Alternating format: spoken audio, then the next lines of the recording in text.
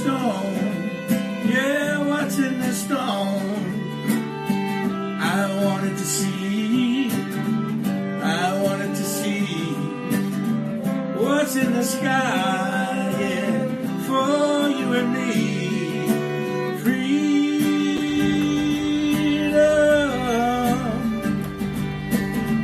liberty, come on and set them free. Freedom,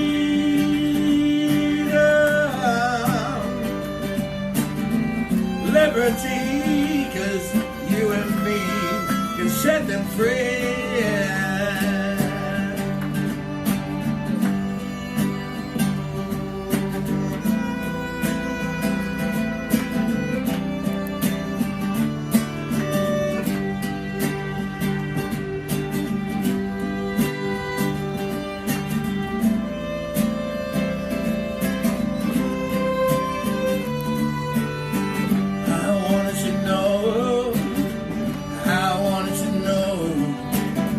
What's in the water? Yeah, what's in the water? I wanted to feel what's in the trees. Yeah, there for you and me. Freedom,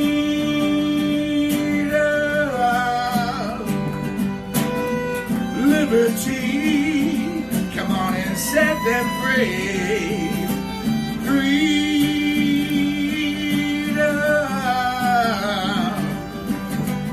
liberty, yeah, we will set us free.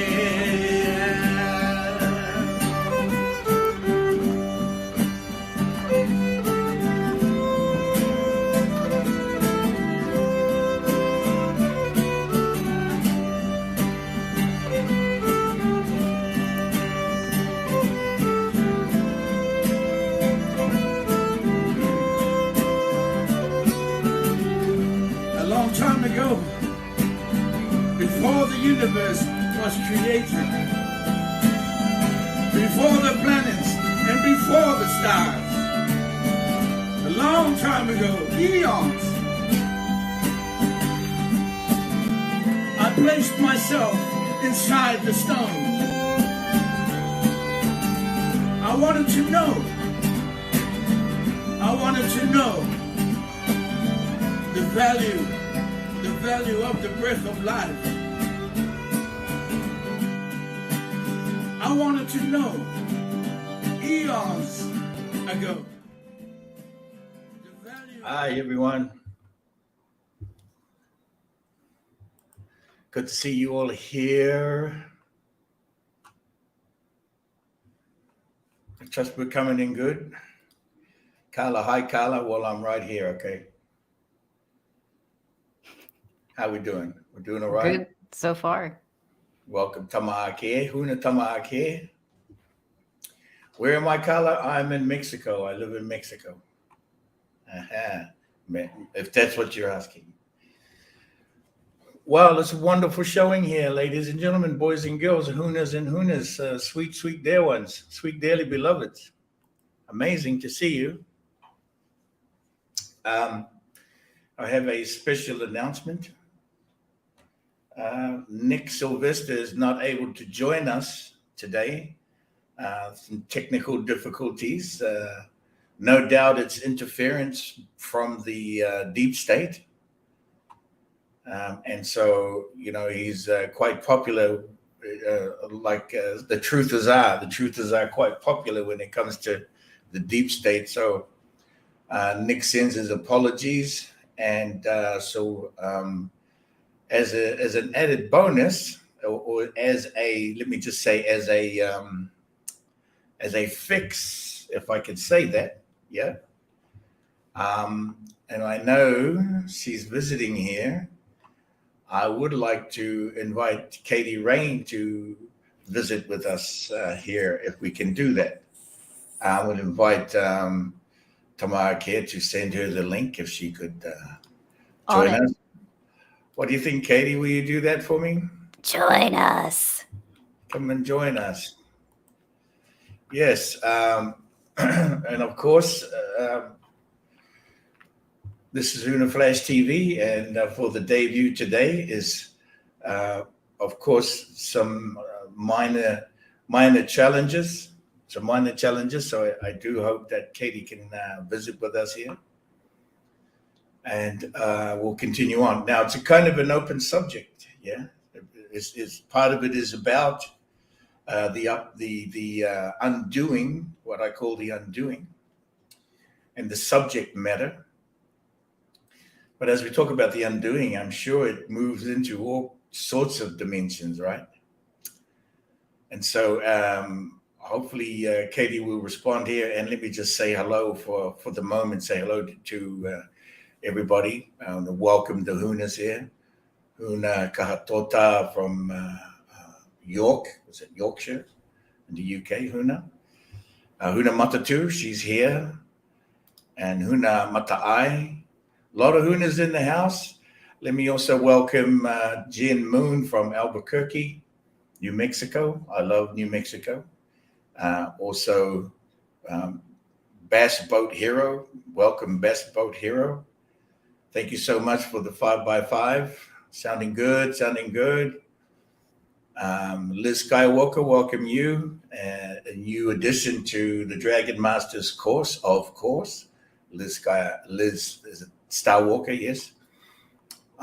Also, who else do we have here? We've got Harmony Teal. Hi, Harmony. Welcome. We also have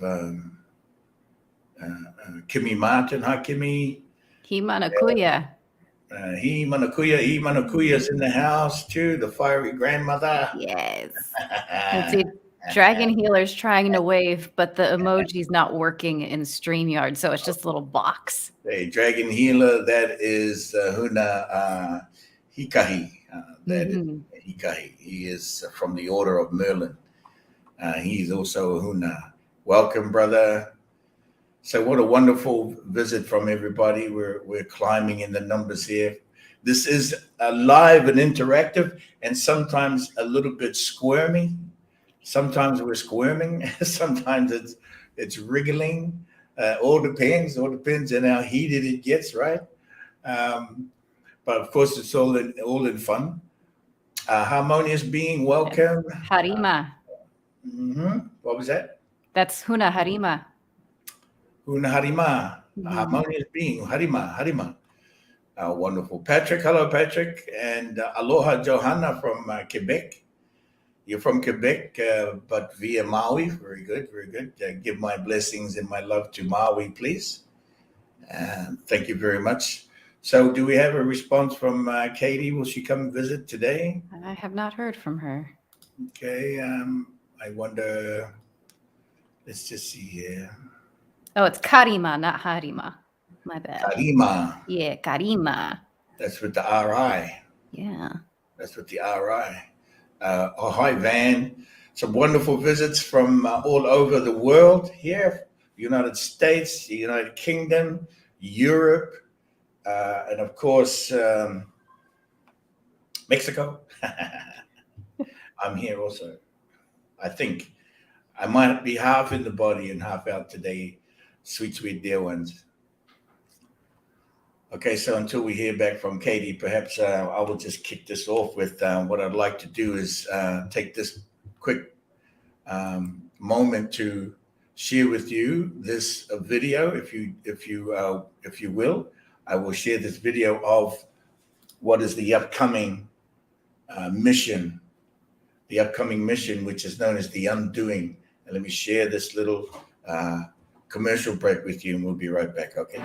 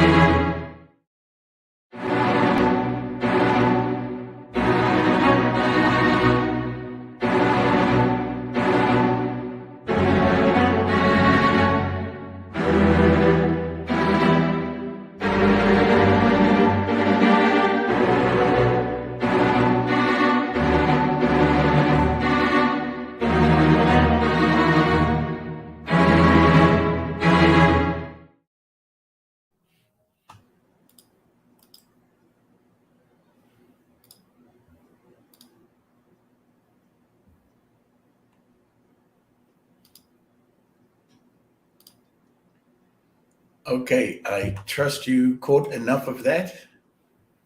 Sweet, sweet dear ones. Let me just check here. The computer's on it go slow for some reason.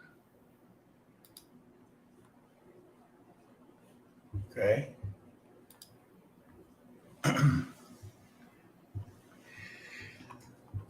Now, I don't see any comments now.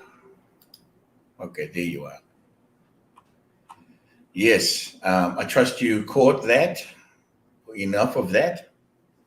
The undoing. Now, if you have a question, if you want to ask a question, we can bring you on to the screen directly. We will bring you on directly to the screen, so you can share your question directly. So if you're okay with that, why don't you, if you have a question, and Tamaki can bring you on, and Make sure you mute your Facebook or YouTube before you click the link.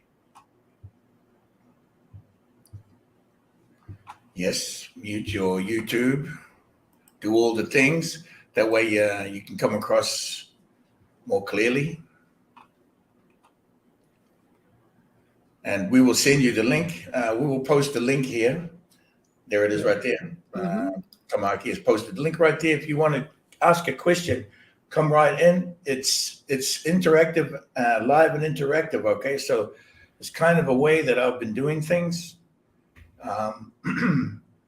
And I'm sure if you have an exciting question, it'll be an exciting time.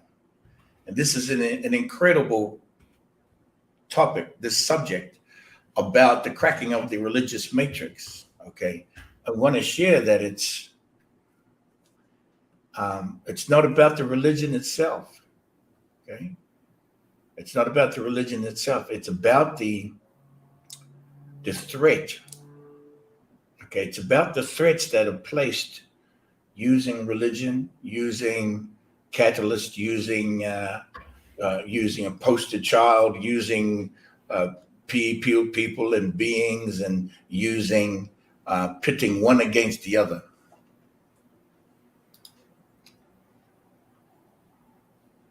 So if you have a question, T-Van, if you'd like to ask a question, you got to come on in. We got Liz Starwalker. Okay, Liz Starwalker, welcome. Let's add you to the stream here. This is how it goes. Nice to meet you. Wow, nice to meet you. Nice to meet you too. Fantastic. Thank you for being here. Thank you. Now, the subject is about the cracking of the religious matrix and the undoing of the things. What would be your question today, Liz? Okay. Well, I'm new to this world, your world. My world? This ain't my world. This House of Huna is my world. The House of Huna is my world. So welcome to that. Yes, exactly. So just quickly, I met Katie and Amal about the starship, the plasma ship. Yes. Because I'm a pilot too, so Yes. that's what attracted me to this, and I'm, just a little bit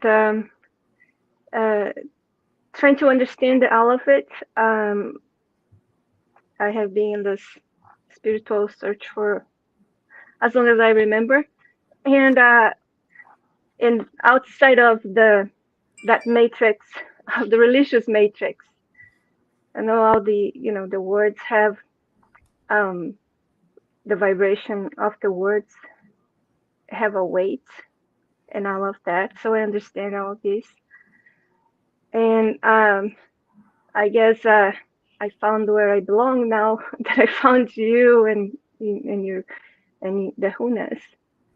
So that's what I'm here. And thank you. So my question is, I guess I'm trying to understand the courses, the Dragon Master course. How do we go forward through the course? I mean, watching the videos and listening to the instructions is very easy. The way you made, very easy to understand. But I need a little bit more. So okay, so the sweet dear ones, Liz Star Walker is referring to the Dragon Masters course that is offered by the House of Huna. Okay, now for your course, technically the way it moves and where it flows, Liz, is that it unloads a module every 2 days. Okay, you can take the module as they drop. You can let them all drop. You can take your time. You can do this at your own pace. Now, you're asking a question that you want to jump ahead. That's a kind of a question you want to know the answer to the whole thing before you go through it. Is that right? Well, I want to know. I can absorb all the information that is in the course, right? And let's just see. Let's take it a piece by piece. Where are you at now on the modules? Lesson 4. Okay, there's a lot more coming. Okay. Mm-hmm. It's starting you in. I start you in easy so that it can begin to flow in, because it's then also going to bring a lot more energy, because there's a lot more to come to bring you through, and it'll just get thicker and heavier. You know what I mean? Mm-hmm. So it's like we start you in lightly with understanding the Kaha system. Mm-hmm. Okay. The Kaha system is not the chakra system. Okay. Yes. Kaha is pure source energy. Now, as I shared in the Kaha, so you're beginning to get charged. You're beginning to allow those codings in. The next module, which is the Wataka. Is that right? The Wataka. Now the Wataka is going to bring you into a rotation. It's going to align a rotation in a way where it will start to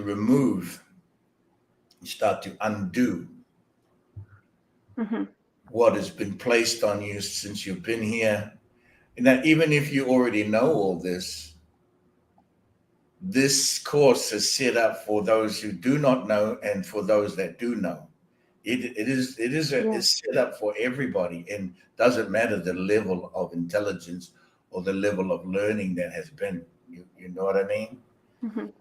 But it will gradually build up. This course is 1 year worth of course in 50 days.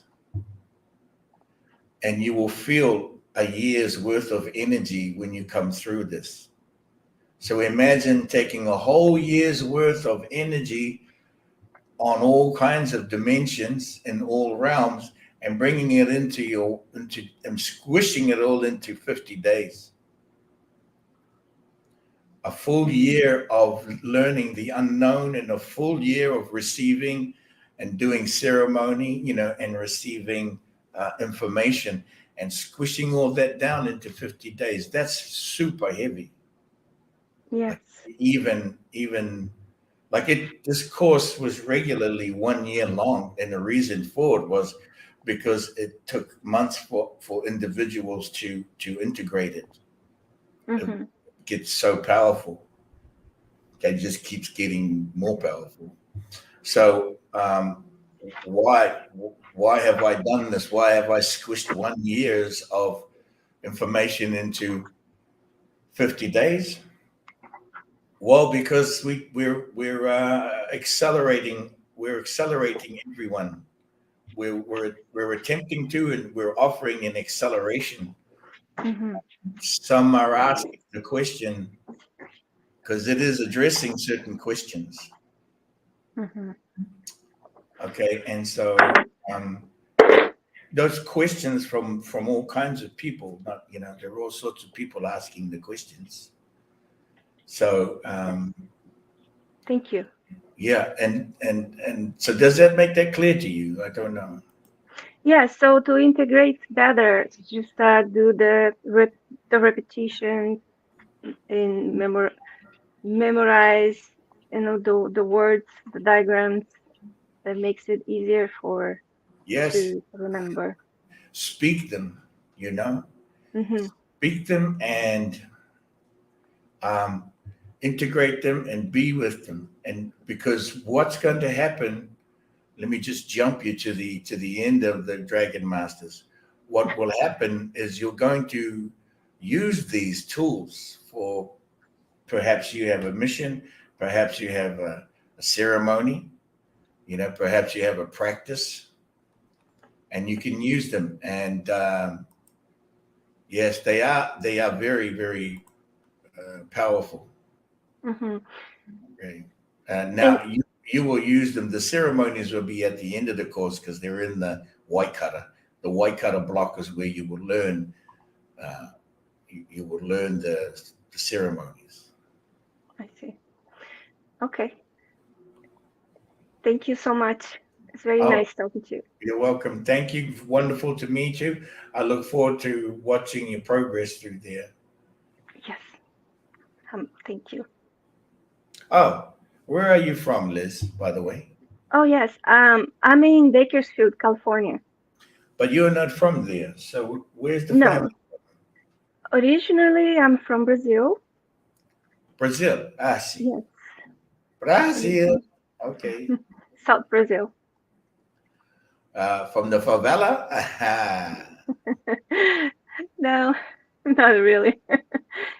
No. What a wonderful country and a wonderful people. Thank you for visiting and thank you for Yeah. joining with the House of Huna. And I grew up with the natives in near the Amazon forest. Yes, they are Lemurian too. Yes. They Yes. have a lot of things that happened to me over there. A lot of activations. Yes. Yes. That's wonderful. Of course, this is the Amazon at the time is part of Fourth Lemuria, the fourth civilization of Lemuria, and it became like the third civilization of Atlantis. Oh. It's part of the movements of civilizations as they expanded. Yeah, Mm-hmm. Lemuria being the most ancient of them, but they all become one. They all become one. So thank you for that. Yes. And thank you for bringing forth that knowledge that we must need to know really to go forward, right? Yeah, Thank I was told to share by the ancient ancestors, ascended ancestor masters, and ancient ancestors. And the question was over 3 decades ago to share. So I am doing that. Yeah. Thank you I, so much. I said no at first. I would, no, I don't want to share with anybody, but okay, fine. After a while, it wasn't about me sharing. It was about me receiving the gift. So I always remind people of this. I always say this. I always share that it's not just about me talking like I know everything. It's me receiving the gift of knowledge like I don't know anything. Yeah, that's true.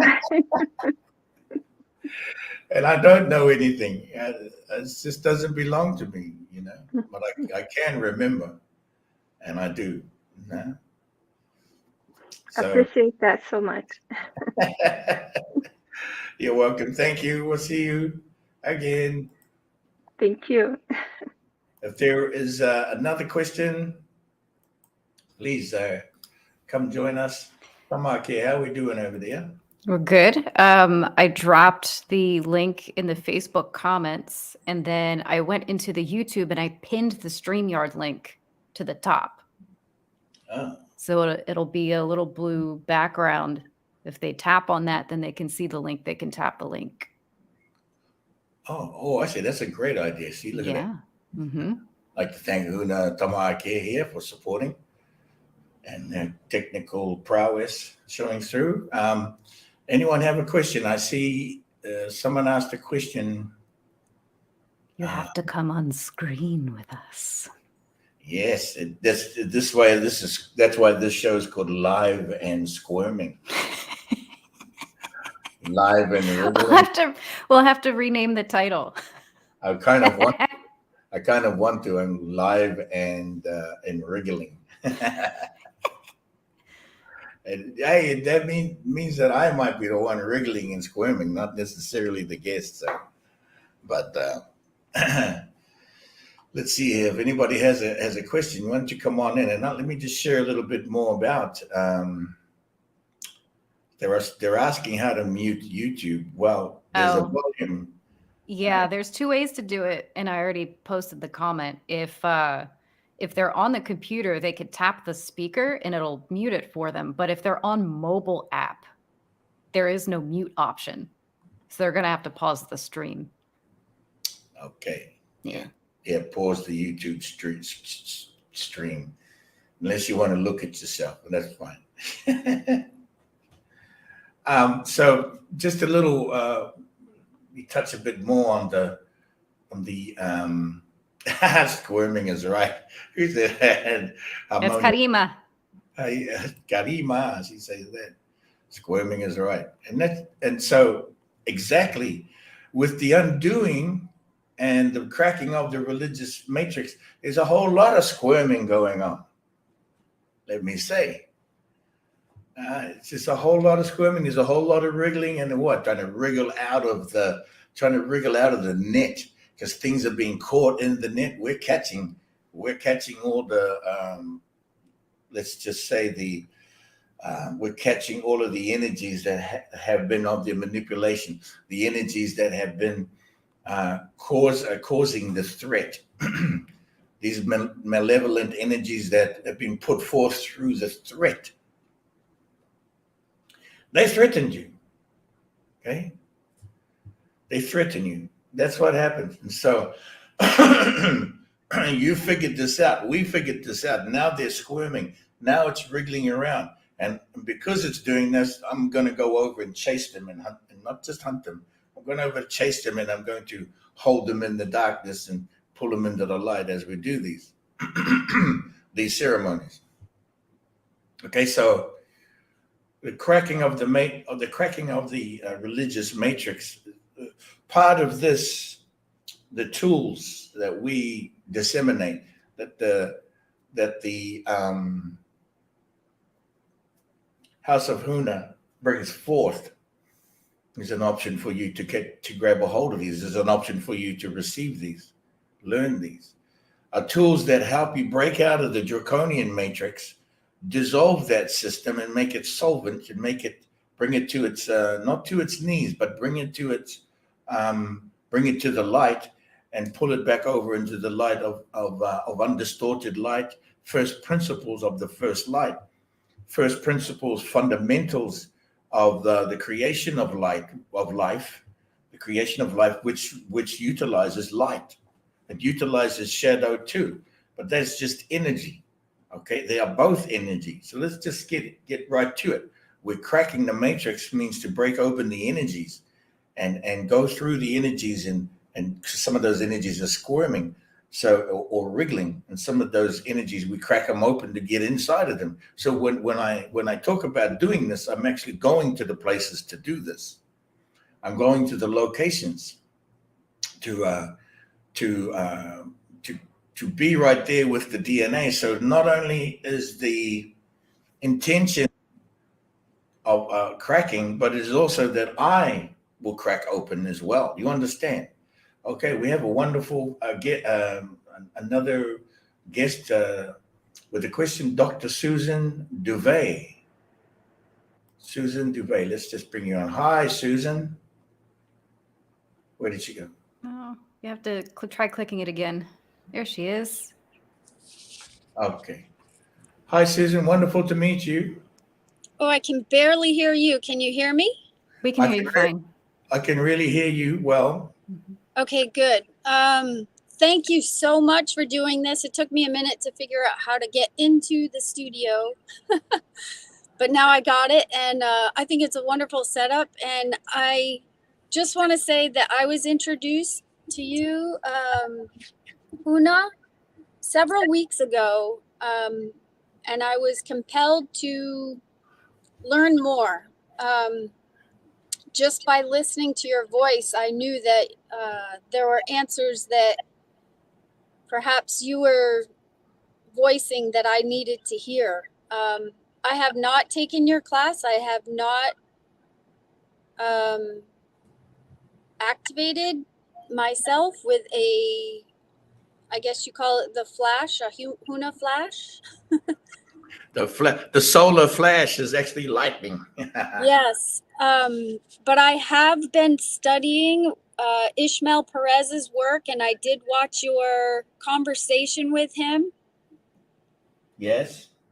And my question, because I do have one, and I know your topic is religion, is are the most of the religious churches sitting on very key ley lines on the planet, blocking or utilizing the energy from Mother Earth? And if so, what is our role to reclaim or sidestep these religious structures in order to be one with Mother Earth? So what is the walk around and what is the workaround? And yes, all churches of the religious matrix were put onto ley lines to suck the energy from the sources of those ley lines. Okay. If you talk about vampires, let's just talk not necessarily ones with teeth. I'm talking about the ones that got bigger things, bigger teeth than teeth. You know, I'm talking about these nodes, these churches, these portal areas that are tapped into, pulling the energies from the ley lines and sucking them dry. You know, and so to speak.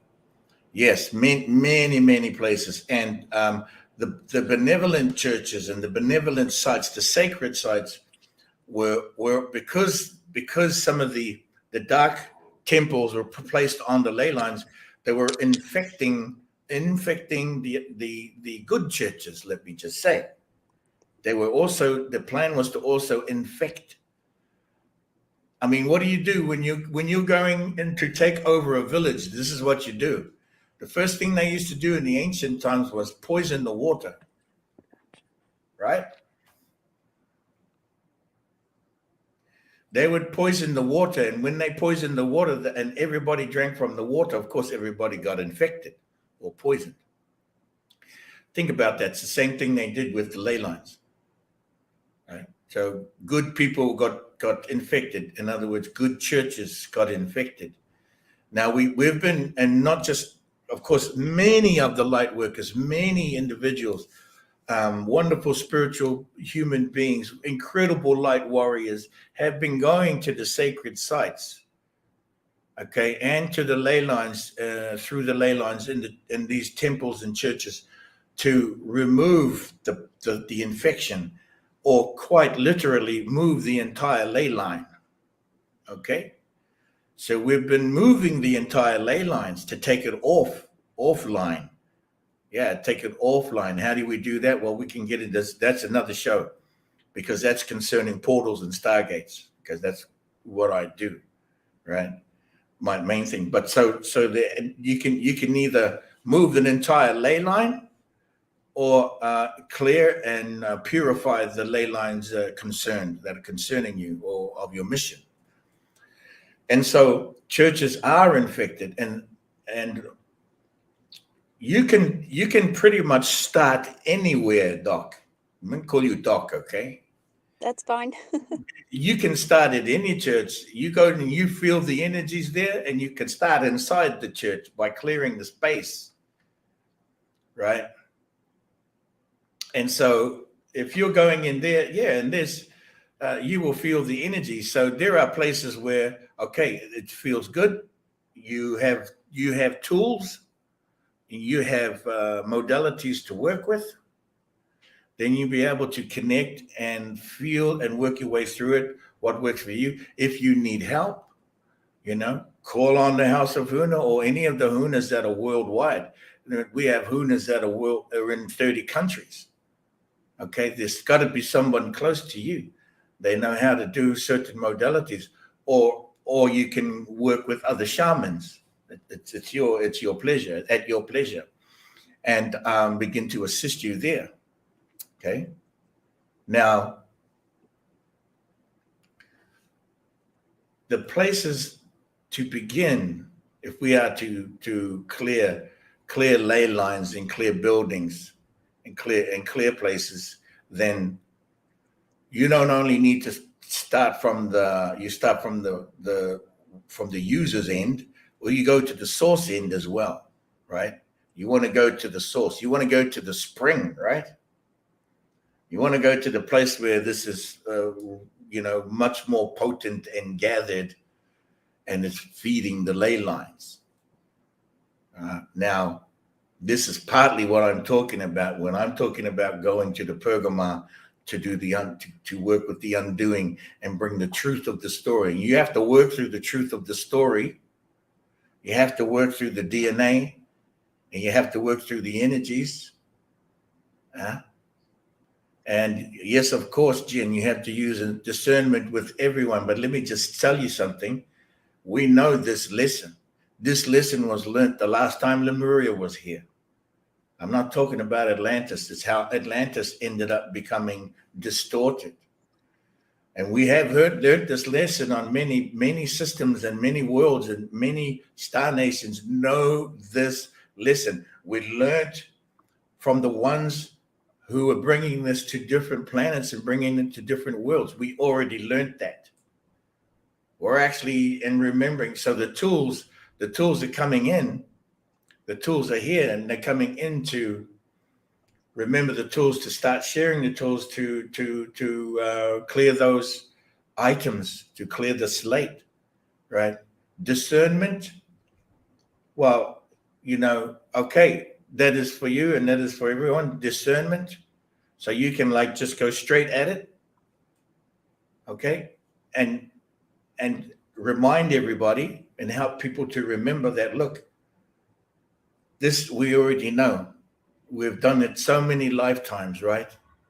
We've done it on so many lifetimes. And so when I go to the places, and I travel at least twice a month, Doc. Yeah. I traveled all throughout the COVID. They couldn't stop me from traveling because they couldn't see me. They could only see what they saw. And so was make sure that I went to get to every place. And I have, been going to all the places for the last almost 40 years in my work. And so I continue on, and I say to you, go. You don't just have to go to the churches. You go to the source of where these dark energies are coming out of, and you work right within there. Yes, you have to be brave. You have to be courageous. No, you don't. I don't use plant medicine. I don't use plant medicine, right? People know that. There are people all over the world that know who I am, physically sat with me, work together, and we don't need to use plant medicine to numb ourselves down to go into places or even to get messages. Because there's things that we already know, and with things that we can just remember, and we'll be able to bring it forth and do the work, to do the work. And so the Pergamon, which is in Turkey, where I will be, myself, Huna Kahasahi, Huna Matatu, Huna Tamaake, we are going to the Pergamon where the seat of Satan began, right? Now, you have to understand that Satan is a lie, okay? That's a lie. That's a threat. Do you understand the origins of Satan and that sound and that word? Not fully. Well, Satan was stolen from, the sound was stolen and manipulated out of the Pharaoh king. His name was Satan. And on his inauguration, the ceremony for the inauguration ceremony for the Pharaoh king Satan was known as Saturnia. And so the energies of Saturn, of Saturn's highest vibration, not the lowest vibration, the highest vibrations of Saturn's benevolent energy was brought into the celebration and inauguration of the Pharaoh king Satan. Okay, now when the French came in, and these European sects came in, tribes came in, they started turning the knowledge and the wisdom and the stories of Kim. Kim is before Egypt, right? Kim is the original name of Egypt. It's not called Egypt. That's Greek. That's a European name brought upon Kim. Kemet or Kim is the true name of that civilization, which is Nubian, and the Nubian and the 13 tribes of Africa. So they were stealing the energies of the benevolent energies and turning them. So they come up with this name Satan, which does not exist. People, does not exist. Energies do exist, and you can name them whatever you want to. Yeah. The Catholic Church, they stole a lot of energies, and they were utilizing the lowest dimensions of Saturn, not the highest dimensions. This planet, Matea, has lower dimensions as well and higher dimensions. So you can go and use any one of them, but of Kim, and also what we're working with are the highest vibration energies that we can have access to go and clear those places. And so Satan being just a word that was flipped out of the Pharaoh king Satan. Now they took that story and they placed it into Turkey, and they called it at the Pergamon. And they placed the seat of Satan on a hill, on a mound, on a hill, on a hill overlooking parts of Turkey into the Black Sea. Okay, and so overlooking the 7 religions that were not just founded, but were created at the Pergamon, right? And so as before Egypt, it was known as Kim. And Kim is not Greek. Kim is from the Nubian civilizations of the Dogon and of the Igbo and of Africa, of the 13 tribes, those ones that created the civilization. And so many of their technologies and stories were stolen to create the story of Christianity and all the Christianity that it has, but also so they could input the threat. And they input the threat into the religions to threaten you, right? At those times, it's not so much about the religion, but they took over the religions to threaten you. The Catholic Church, in my understanding, was on a hill overlooking the people. When they had it on overlooking the people, when they first set that up with the Roman Catholics, it was set up to be, that's when you get the name Christ. It comes from that moment when they placed their church overlooking everybody. Okay?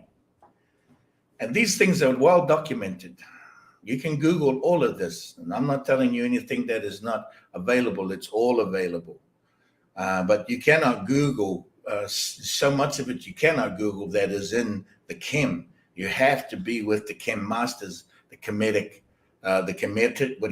Kemeticians, not the Egyptologists. They are stuck in Egypt.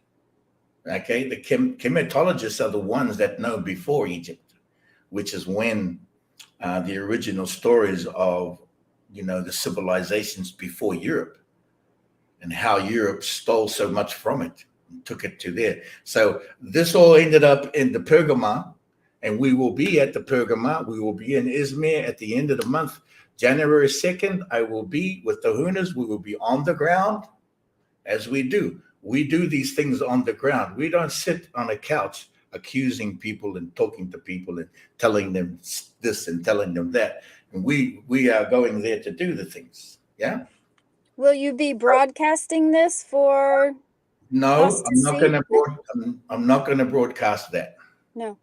No, because we are going there to do some very sensitive work. We are gathering the relics and we are gathering the information, so we can be sure that our programming and coding and ceremony is correct, and we do not need any interference from anybody. As usually, there's always somebody that wants to interfere.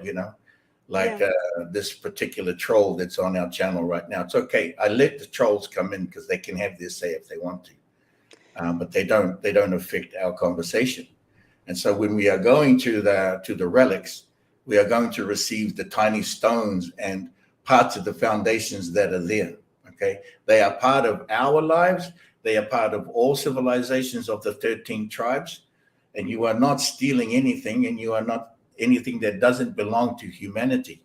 Okay, everything belongs to humanity, and this is part of the threat they put on you when they try to tell you, oh, you don't belong here, or you don't, that's not yours, and that's a lot of crap. We belong to humanity, and so having access to everything on this planet that belongs to humanity for the benefit and the benevolence of humanity, which which the threat has been placed against us. And this is one that we can go in and get also get the authority from the elders on the ground, and the elders, the ancestors who are always here with us. Yeah. And that's why we know about this information. We have all of the confirmations. All right. This is confirmation over 30 to 40 years of doing the work on the ground. Okay.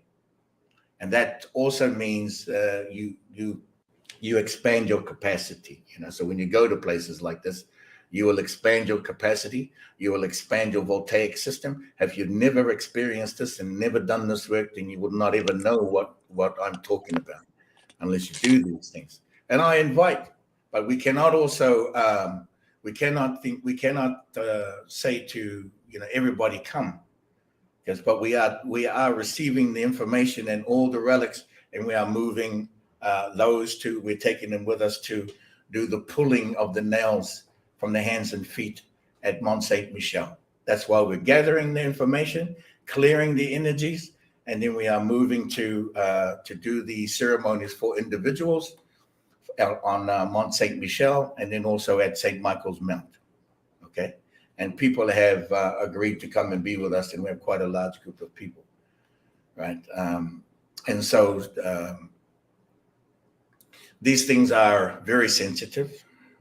Okay, and as an elder from New Zealand, and as an elder that I am, my tribe is Ngati Rangi Nui Ngati Kahununu. And as an elder of my tribe, these are the things that I have been tutored to work with. And I have been tutored and worked with Native American chiefs and elders over the last 30 years. I've lived with them and I've worked with them. And so when we connect to the ancestors, we're connecting to the root race and the indigenous peoples, of the land, right? Because if you talk about the Pergamon, you're talking about, at least 2,000 to 3,000 years, right? 2,000 years at least. And at the turn of from BC to AD, then all this nefarious stuff kept on going and picked up momentum, right? And became somewhat of a marketing tool for the religious. Yeah, Satan is a marketing tool for religion, for those for the threat, to threaten you, anchor you in. Satan is a marketing tool. Jesus is a marketing tool. The Bible is a marketing tool. And they have instructions and guidance, and therefore whatever you want to do with them. But let me just say, the threat was real, and the threat is still real. And so that threat is what I'm talking about. Okay, so you can use all the information however you want to use it, but and what we are doing is to clear those energies, of which we do, and we have been doing all over the planet, right? There are so many here that are on this call. There are so many Hunas on this call that have done the work and have been doing the work, not just myself, right? There are so many here of us that are confirmed in the work we do. So, because I am very new, but also internally compelled to ask more questions, I don't want to take up all of your time, but you just mentioned Jesus and how that perhaps been used against society as a threat, as you say. Did that entity exist, not exist, or was it flipped and turned on us? Okay, so there were several Jesuses, okay, and that is a fact that's known. Many Jesuses. The one that became an entity was crafted by the religious matrix. The one who was actually a teacher and an ascended human being, a very knowledgeable human being, he did exist. Okay, and if we're going to go into the details in that, we need another conversation. But absolutely, Jesus was used as a threat to threaten and anchor people and to cause separation. Well, what you're going to hear most of today is that if you don't believe in Jesus, you're going to hell. Mm-hmm. And they're going to tell you why you're going to hell as if they know. They don't know. They're just saying whatever they want to please whatever agenda they have that is there. I'm not saying that people cannot have religion. What I'm saying is the threat does not belong to higher vibration spirituality. We don't threaten anybody, and we don't terrorize anybody, and we don't try to push people into the directions, just to overtake them. Yeah. And so this is the reason why we go to the Pergamon and we go and we do the light work that we do, because these things have been stolen and used against us, against humanity. Now we want to be with the teacher, Jesus, who is a good teacher. We want to be with that person or that being or that particular legend that we can be a part of, the one that doesn't threaten us. Right? Like there is a troll in here right now threatening me. I don't know if you can see him. Everybody can see this is what I have it all. He's right in here right now. I haven't kicked him out, have I? No, I'm still allowed. I just see you. That person. Yeah. I don't see any troll. I just see you. But I do have another question, and then I'll let you move to whoever is next. The person is in the comments. They're making all kinds of accusations and threats. And you see how it is? And so that's why I've left it open. So if you have a question, you can have one more question if you like. Okay.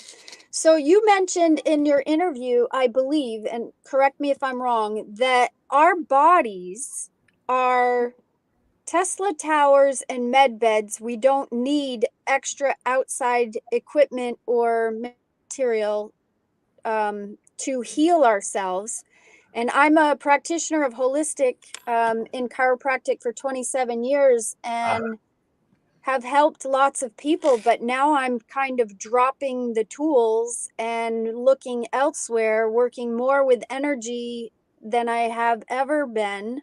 And I just wanted to know your thoughts on expounding upon the whole movement of energy and the human body and the spine as it relates to not only Mother Earth, but also our personal, the health of our bodies.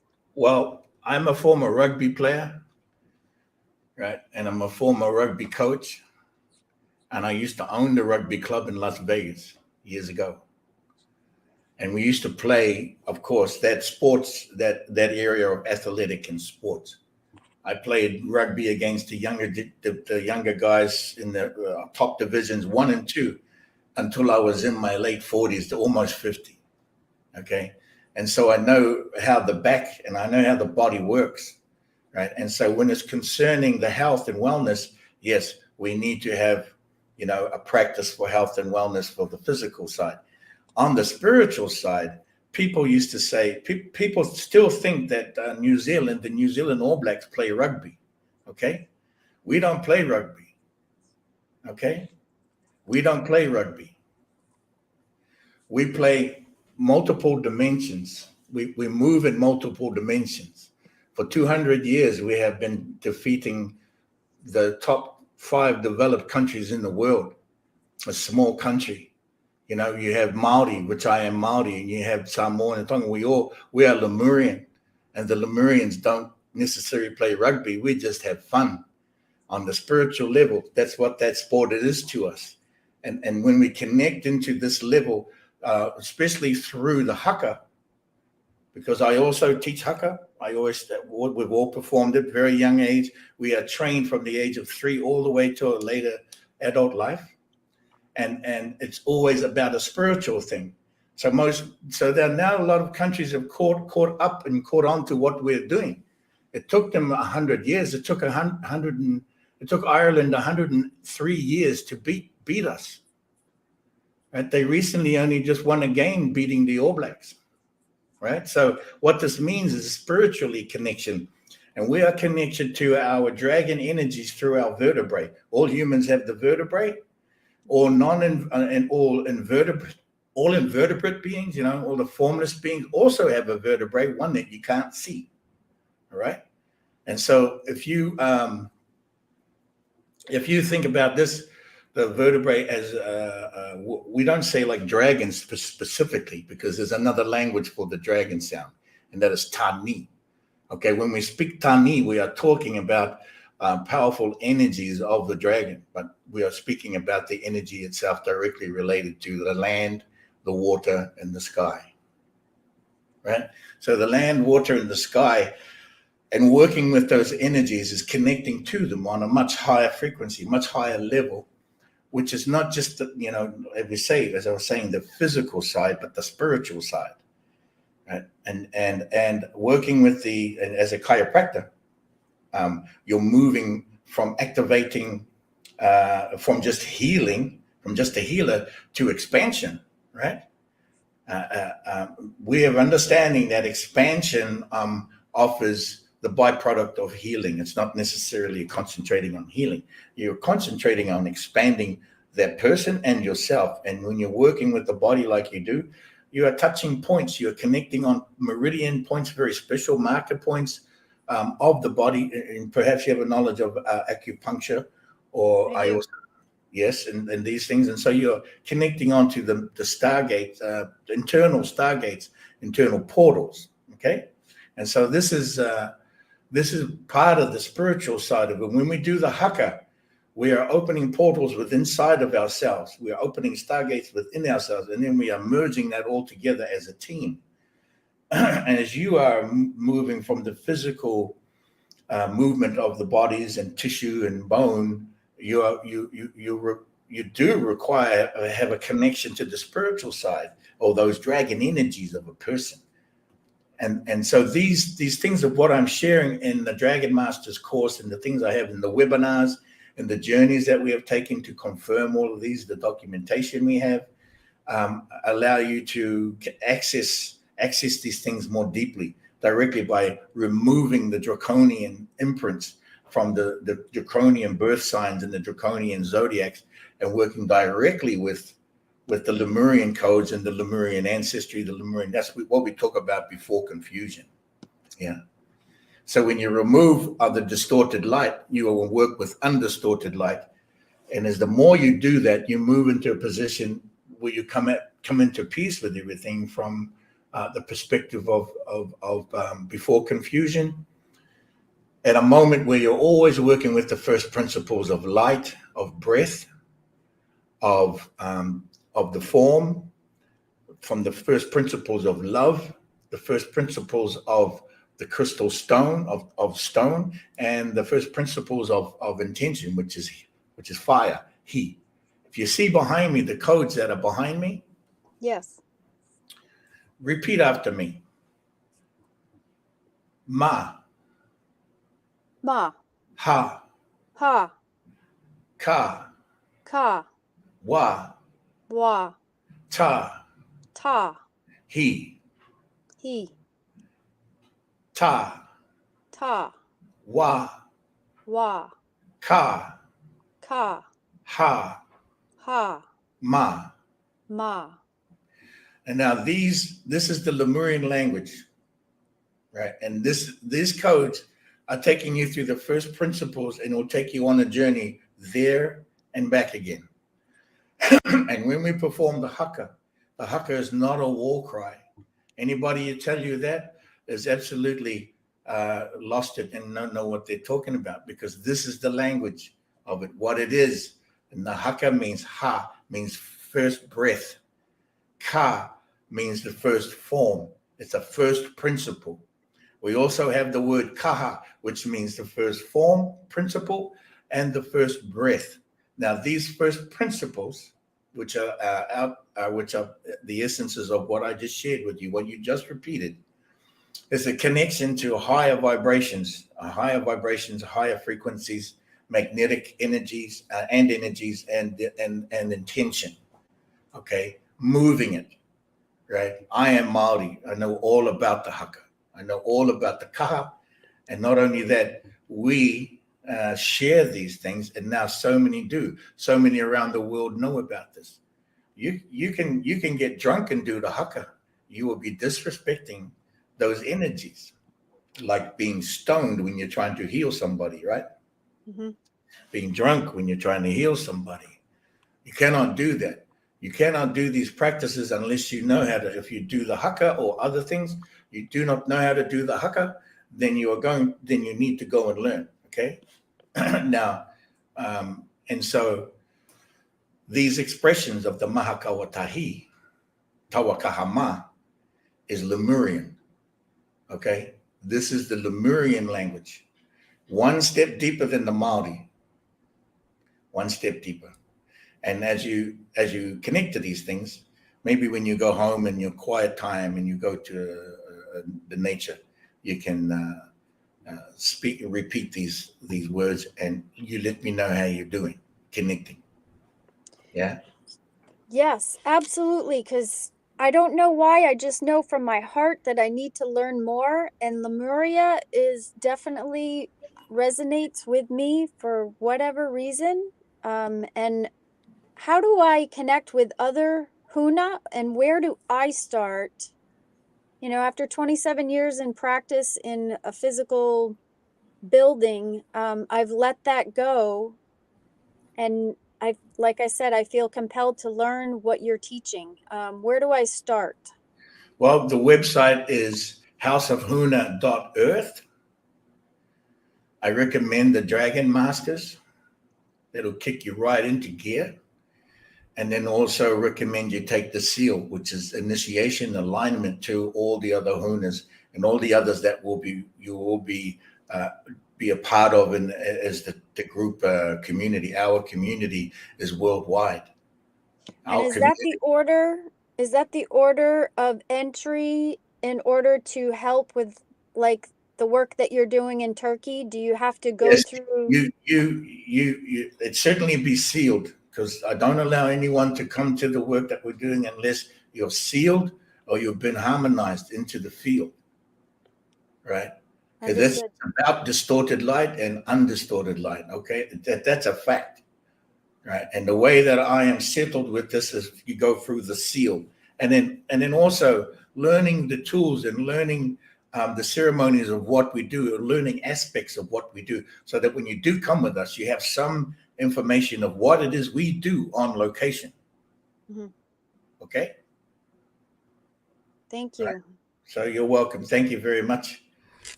Wonderful questions. I kind of went and did a lot of stuff with it, but that's all good.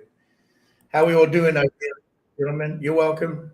Boy, sweet dear one, sweet dearly beloved, you okay? I see we have a spirited troll in here. I have it all. Let's invite this person over if we want to come and ask me one question instead of flying around asking a million, making all kinds of statements over here. I mean, that's what trolls do. They try to ham you with all kinds of squirming, right? And this is what I meant by sometimes we call it live and interactive or live and wriggling. And when trolls come through, they're just totally wriggling and squirming all over the place and spurting out opinions and spurting out, as if they know me or they know you. And when we can invite this person, if he has enough courage to come in onto the screen and ask me a question directly, but you'll only get one question. You don't get a million questions like you've been doing. So when that person is ready, if that person is not ready and just wants to keep causing and calling me a grifter and all of these things, and as he is a troll, he's now in my house, then we can boot him out if you like. You guys decide. What should we do with the troll in the house? Sweet dear ones? What should we do? What should we do with the troll in the house? Sweet dear ones? This person is just coming in to cause more problems. That's all this person is doing. Unless we have somebody else that has another question. Now, Anastasia was here, and if Anastasia is still here, I'd be sorry we took so long with that answer. I'd be happy to answer your question. Tamake, how are we doing over there? Good. All right. We're all 5x5 on all platforms, yeah? Yep. And that's the wonderful thing about this this live and interactive, sweet dear ones. I've left it open. There was a time, I don't know, maybe some of you know, and maybe even this troll knows, when I did the ceremony in County Kerry in the hills of Ireland, and I had the Hunas from Ireland who are shaman and healers. We were doing the ceremony for Skota. Now, on that video, on the camera, I teleported in the ceremony. And I think some of you may have seen this. Now, everyone else stayed the same, but I teleported. And that video was recorded live to Facebook from my iPad. Okay, so it wasn't recorded on the iPad, so it wasn't edited live either, right? So, I was attacked by trolls like this person here, just attacking. And so what I did was I said to this person, this troll, if you want to oppose me, then I will invite you to come and speak to me directly on screen. So we did. I invited them live to my Facebook channel live. We went live, and for 2 hours, I let them abuse me. Yeah, I let them call me down, call me names. They were even editing little pictures of me and putting body parts on me and changing my head, because that's what they do. They're only there to get likes, and they were only there to bolster up their own channel. And so I allowed them to do that, And so people like that, they have no idea, and they don't care about what they're going to do. They're only there to make fun of people. And trolls, when they start talking like, accusing you. So I let them do that, right? Bang, in front of everybody, okay? And so I'm inviting this young troll here, this person who is named I Have It All, quite presumptuous title, I Have It All, to come on. Now, you want to give him the link? It's pinned in the comments. Okay, so the link is there. If you have the courage to come on and speak to me and ask me a question directly, and then everybody can see you and expose you. I'm here, right here in front of you, and that's why we are live and interactive. And of course, it would be, obviously, it's entertaining, and because we have people like this person here, this troll who are so immature and childish and just running around and saying things, and now he's saying it to everybody else on the comments, which we knew would happen, right? Tamake, we would have live and squirming. Live and squirming, exactly. So this person is really courageous enough to come on and face me, and then the truth will be known. At least we will know what this person looks like. Now, you need to come on and ask me a question like everybody else does. So have some respect Just like everybody else is being nice, there's no reason for you to be rude. You can also be nice and just come on and ask a question. That's easy enough. I don't mind answering that question. I'm not here to answer 50 of your questions. I'm going to answer one. If there's anybody else here, okay? And that's right. He's already trying to do this, ladies and gentlemen. Look what he's saying. We can all see what is it. Your words mean nothing to me, Huna, but he's still here on my show. They come around to everybody's show and they start trying to, and he's probably screen recording all of this too as we go through, because that's what trolls do. And then they'll put little body parts on me and start messing around and editing the videos. Perhaps I just gave them this bot a tip. Here you go. Yeah, he wants to tell me I'm not honest about the haka, and he's talking to a Māori. He doesn't know he's talking to a Māori because he wouldn't say things like that. And that's how rude these people can get. Yeah. All right. Anyone else have a question? Did you plan on speaking to the animals walking in circles? Oh yeah, part of today's topic. We were going to talk about the animals walking in the counterclockwise. Well, both directions. So you've all seen the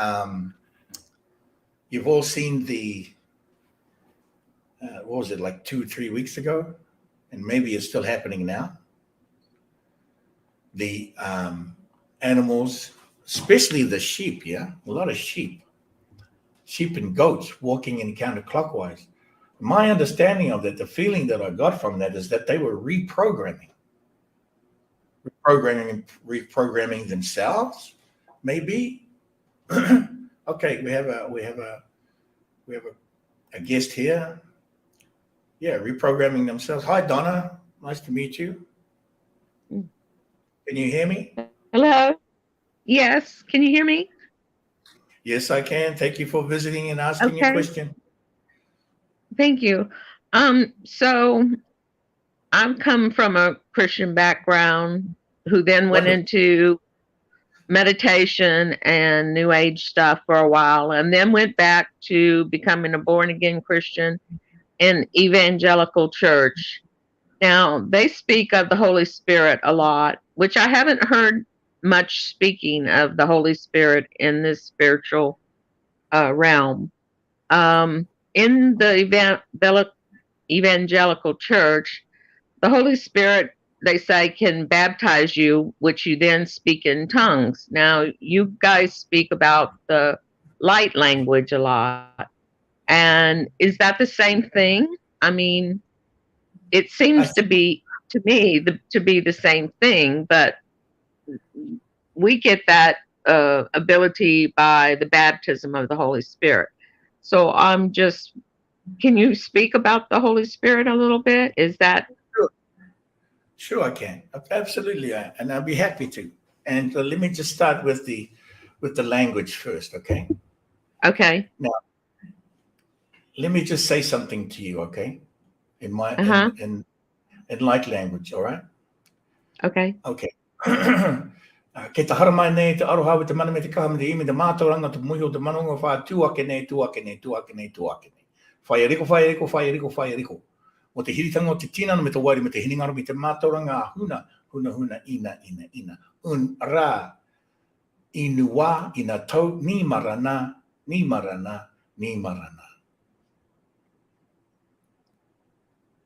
I just spoke a prayer to you.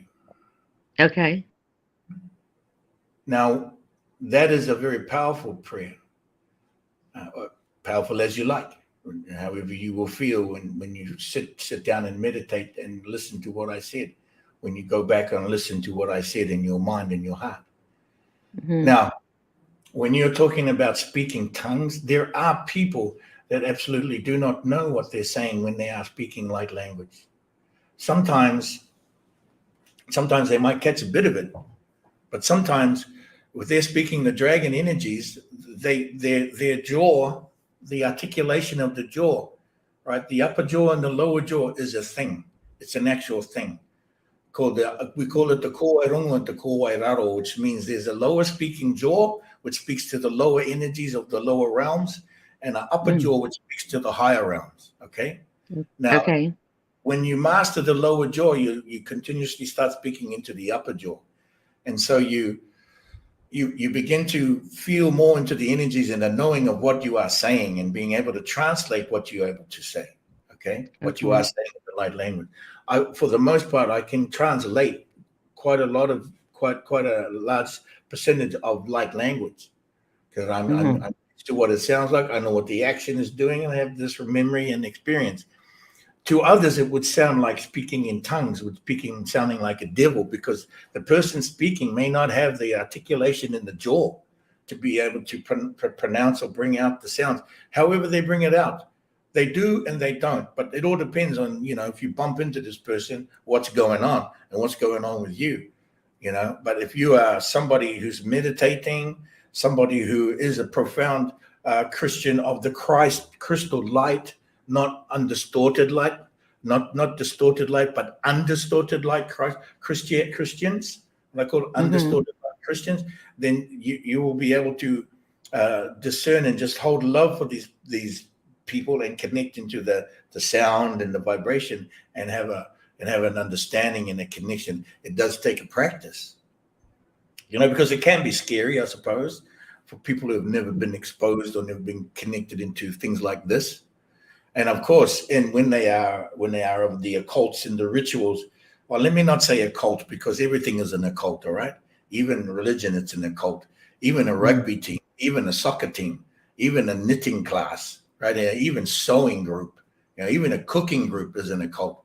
That word doesn't need to exist because it's a threat, right? So if you have people of prayer and ceremony and ritual and that are doing things that are malevolent and not helpful for humanity, not good for humanity, then there are those, and they do they still play havoc on humanity. And then you have others that are working, doing ceremony with the light. We say light, energy. It's all energy. And working in the benevolence for the existence of life, for the betterment of humanity, for the creation of life, right?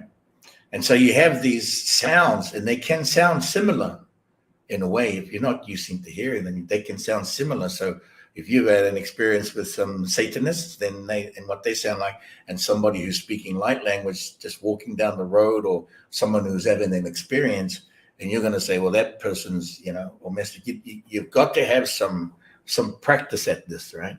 You can't just throw things. Are you saying that the speaking in tongues is of the lower level, lower realm?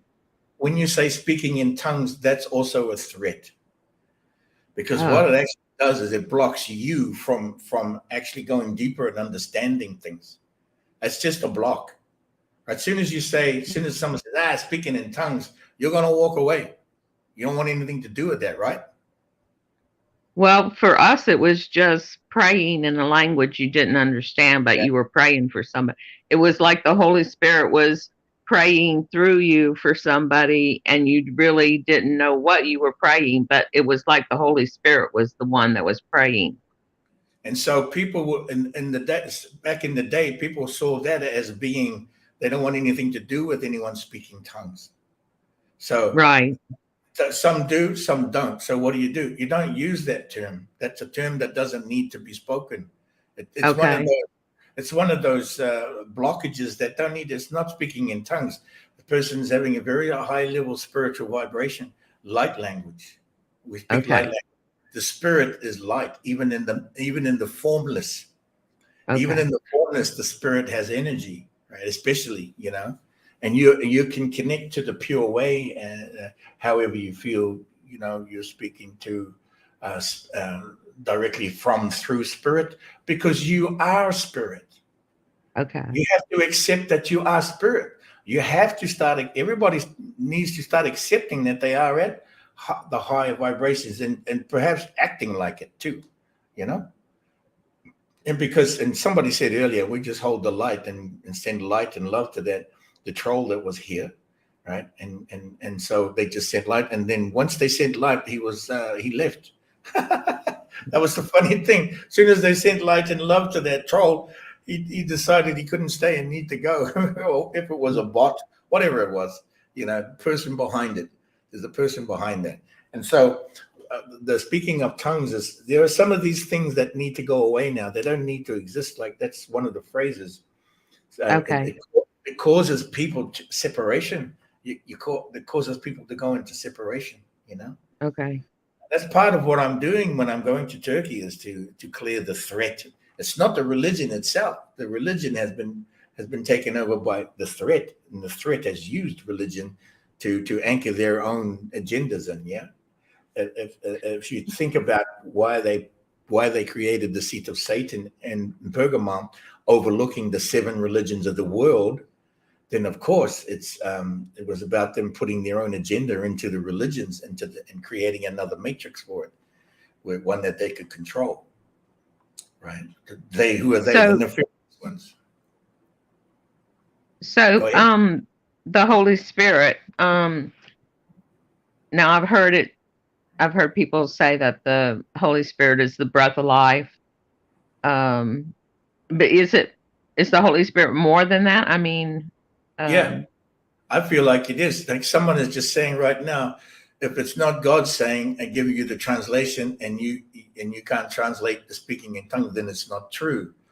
Okay, so. Okay. Yeah, but you don't know everybody, and everybody on the planet. There's so many people who are awakening and connecting into their higher spirit, connecting in and learning. Education is to learn how to speak, learn the things to say. Go to the places where you can learn these things, right? Yeah, right. The Dalai Lama, like him or hate him, he's always espousing to education. For many years, when the Dalai Lama was younger, he would go to my mystery school in New Zealand, the Manuariki, the Paniariki, or Manuariki. He used to go where my mystery school is, to always learn something. Every year he traveled up until he was in his 70s, right? And now he doesn't, but so does all of his students. They travel to our mystery schools in New Zealand. We're always sharing things, Yeah. And so you can learn to speak. You can translate the language of God. That because you're supposed to. We already know it from long ago. We already have had the lesson. This is what I'm trying to say. Try to remember. And the Holy Spirit also, to me, is about the memory. It's that the Holy Spirit is encased within the memory, and we all need to do is continue to remember. Yes, exactly. We are Matakoyawasan, Lucan. We are Matakoyawasan. We are this, we are Rafano, we are all my relations, yeah? And all my relations refer to we are all family, which is the original term for religion, the original Latin, which means basically family, yeah? That's what religion means. And so we're learning to remember to talk to each other, because we are of the God spark, and we are of the God light, and we can translate, we can know what we are saying to one another. Okay. I feel this deep. This is what we do when we go to do the missions and the healing and clearing work, Yeah. So it's a good question now, because remember now, there are some phrases within that are being used by evangelists and other people to cause separation. That's not what we're about. You see it on TV all the time. There are preachers all over the cities. If Jesus is this and you're going to go to hell, I don't want to talk to you. Well, pretty soon you're going to have no one to talk to, So that's not the point of it. Is to be able to talk, speak to each other. Okay. My iwi, my tribe is Ngati Ranginui me Ngati Kahununu. My waka, my starship is the Takitumu and the Matatua and the Tiaroa. These are my starships, my affiliations between the tribes. No Huria Marai Taku Pai. I am from the sacred seat in a place called Huria. No Tauranga is where I'm from. Takukainga is my home. So when I say these things to you, what do you feel? What do you get when it's spoken to you in Swahili, when it's spoken to you in Ibu, when it's spoken to you in the Kemet languages, the German, Scandinavian, all these languages? that these are parts of the God language. They're already here on the planet. They have been on the planet for a long time. God's language, it's God's tongue, if you like to say, is already here. It's been here. And we have been speaking it for millions of years. We have been on this planet for millions of years. Now, I'm afraid, not just 6,000 years. Yeah? Yeah, we can talk about those things all day long, of course. But in our understanding as the root races of this planet, we can already speak the God language. And we know what we're saying when we speak it. And there is a varieties of that language. Yeah. Okay. Thank you very much. I really appreciate it. Well, thank you for visiting. It's a good time. You have a great balance of your day. Huh? You too.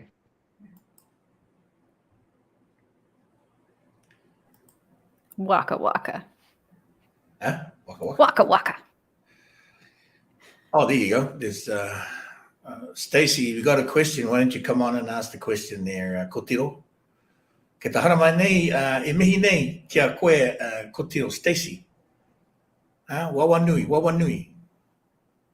Tahara mai nei, ki tō kaupapa, tō kaupapa o te iwi me te waka. Yeah, that was a good question because, sweet dear ones, it's easy to get caught up but I will always share that try to concentrate and focus in on these languages as we are to speak today. And if we are to speak to each other and everybody, we work our way back to the single language and back to the one language, because it's the one language of love, of course, the principles of the fundamentals of it. Yeah. And so there's always there's that spark. That spark is in many of the languages is speaking undistorted light. Speak the undistorted light. Okay. So we were talking about the animals, and the reprogramming is what you said. Yeah, it felt like they were reprogrammed, or I liken it, that they're reprogramming themselves and reprogramming the earth, helping to reprogram the land, the water, the sky. Huh? Stacy said she's too shy, people. What do you think? Sweet dear one. Stacy said she's too shy to come on. And, well, okay. If you're too shy, then you're too shy. But you can't ask questions from the side because I won't answer. If you want to answer a question, you want me to answer a question, you have to come on the screen there. Kotiro. All right. Okay. Yeah. And I think I feel that's what they do. When I look at it, we understand it when we're working with the Wataka. Wawa nui, Stacy, wawa nui.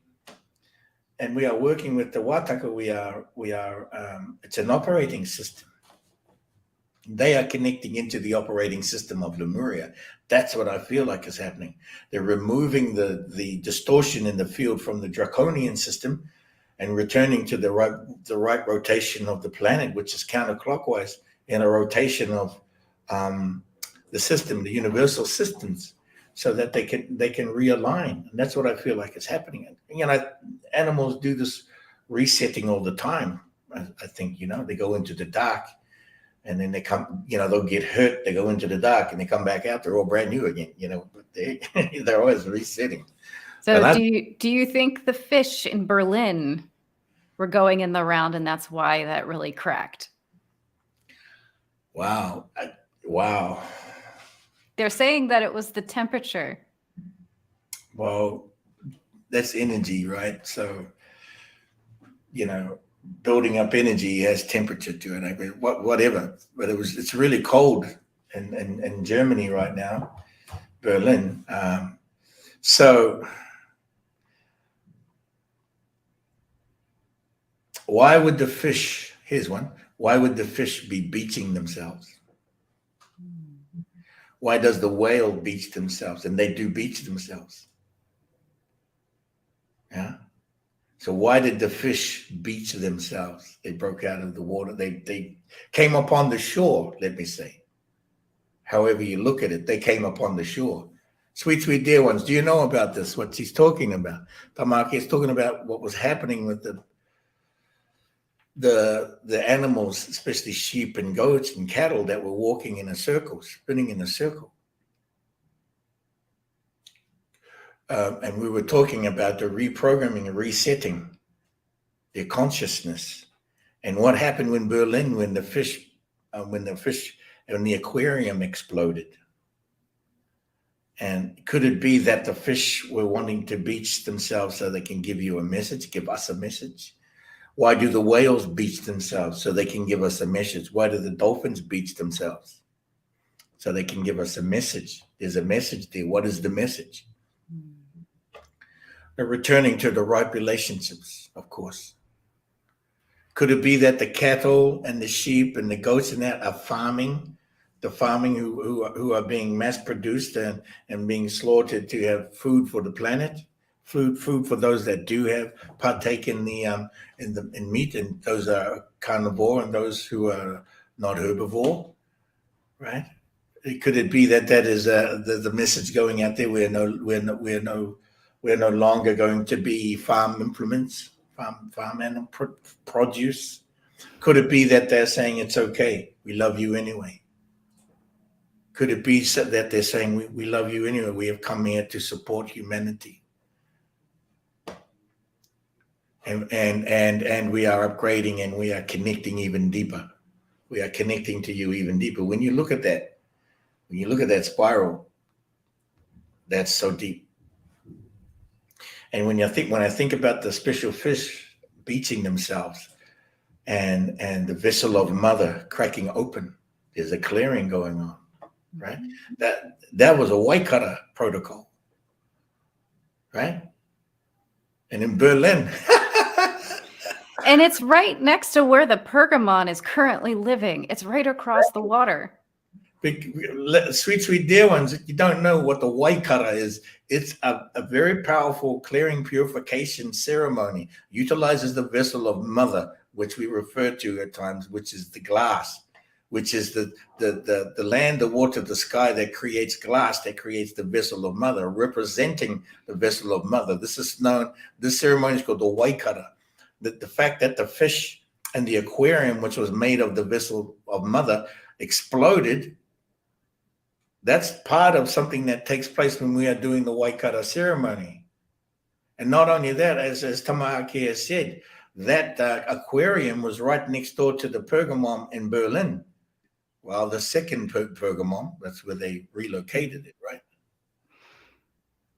And this is still connected to the original location. We found that out yesterday.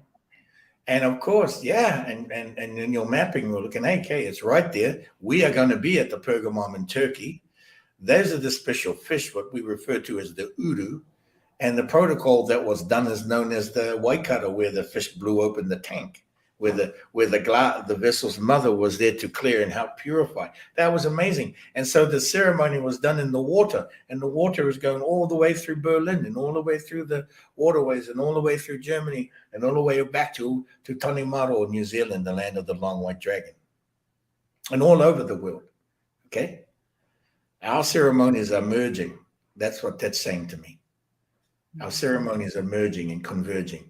That's what the spiraling is saying to me of the animals. The farming of humanity too.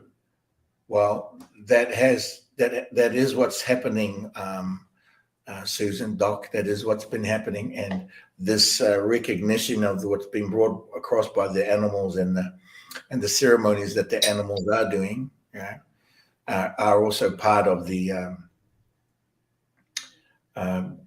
saving humanity from, let's say, itself even. Okay. So Nikota, you have a question. Come on, Nikota, you have a question. I don't know if that's a question or a comment. So if you have a question, sweet dear ones, come on and visit. I promised the troll, he's gone now. So whoever that was, and they're not going to be trolling all over you. I think we cleared that up. Would anyone be interested in seeing this mapping that we were talking about while we're hanging out, waiting for some people to come ask questions? I would say yes. Why not? All right. I would say yes. This is a fresh map. This doesn't have any of my notes on it because that's not going public yet. We've got a fresh map. Fresh map. dear ones, sweet, sweet dearly beloveds. Okay. All right. We have one Perfect. yes. Oh, yes, that's more than enough. All right, so we're looking at Berlin. A few spots that I'm going to highlight.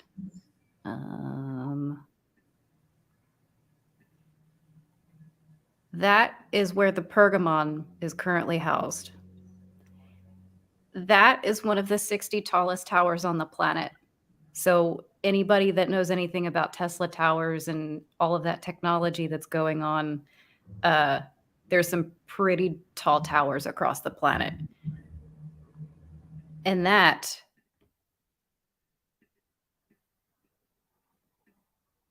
is where the aquarium was located, inside of the Radisson Blu Hotel.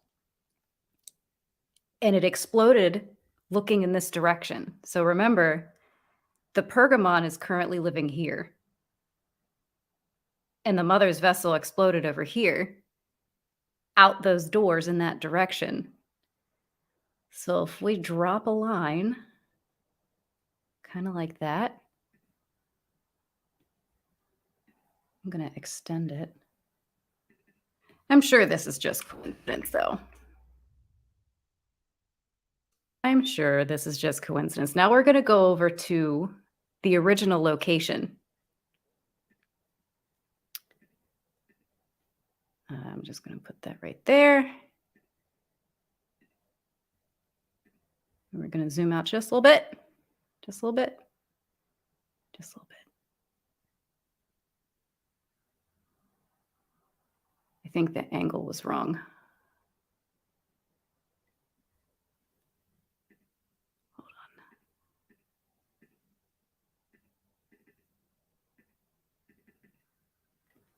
Let me go back to Berlin.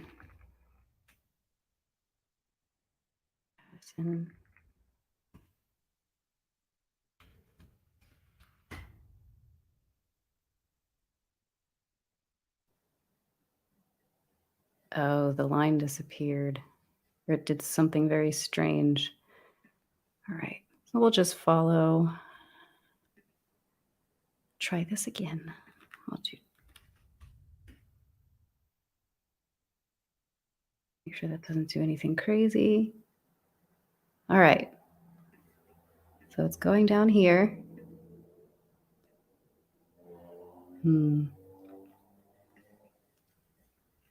So it does look in the direction of Bergamo, where it was originally located. I don't remember what the angle was that I had used for the original plotting, but it had it about 5.5 kilometers away from where the Pergamon used to live. So it's the vessel exploded looking in the direction of where we're going to be in Turkey. That's what I had to share.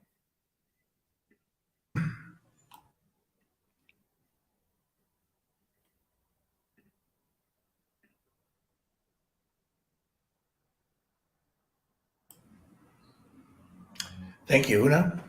And of course, educational, of course, totally educational, totally a part and connected to the work we're doing. Of course, navigation of light, navigation of ceremony. And so, well, my understanding, okay, it's all in ceremony, and they're all adjusting and calibrating to the ceremony. Okay, who has a question? Somebody has a question. Katie Tiani, if you have a question, you have to come up on the screen, okay?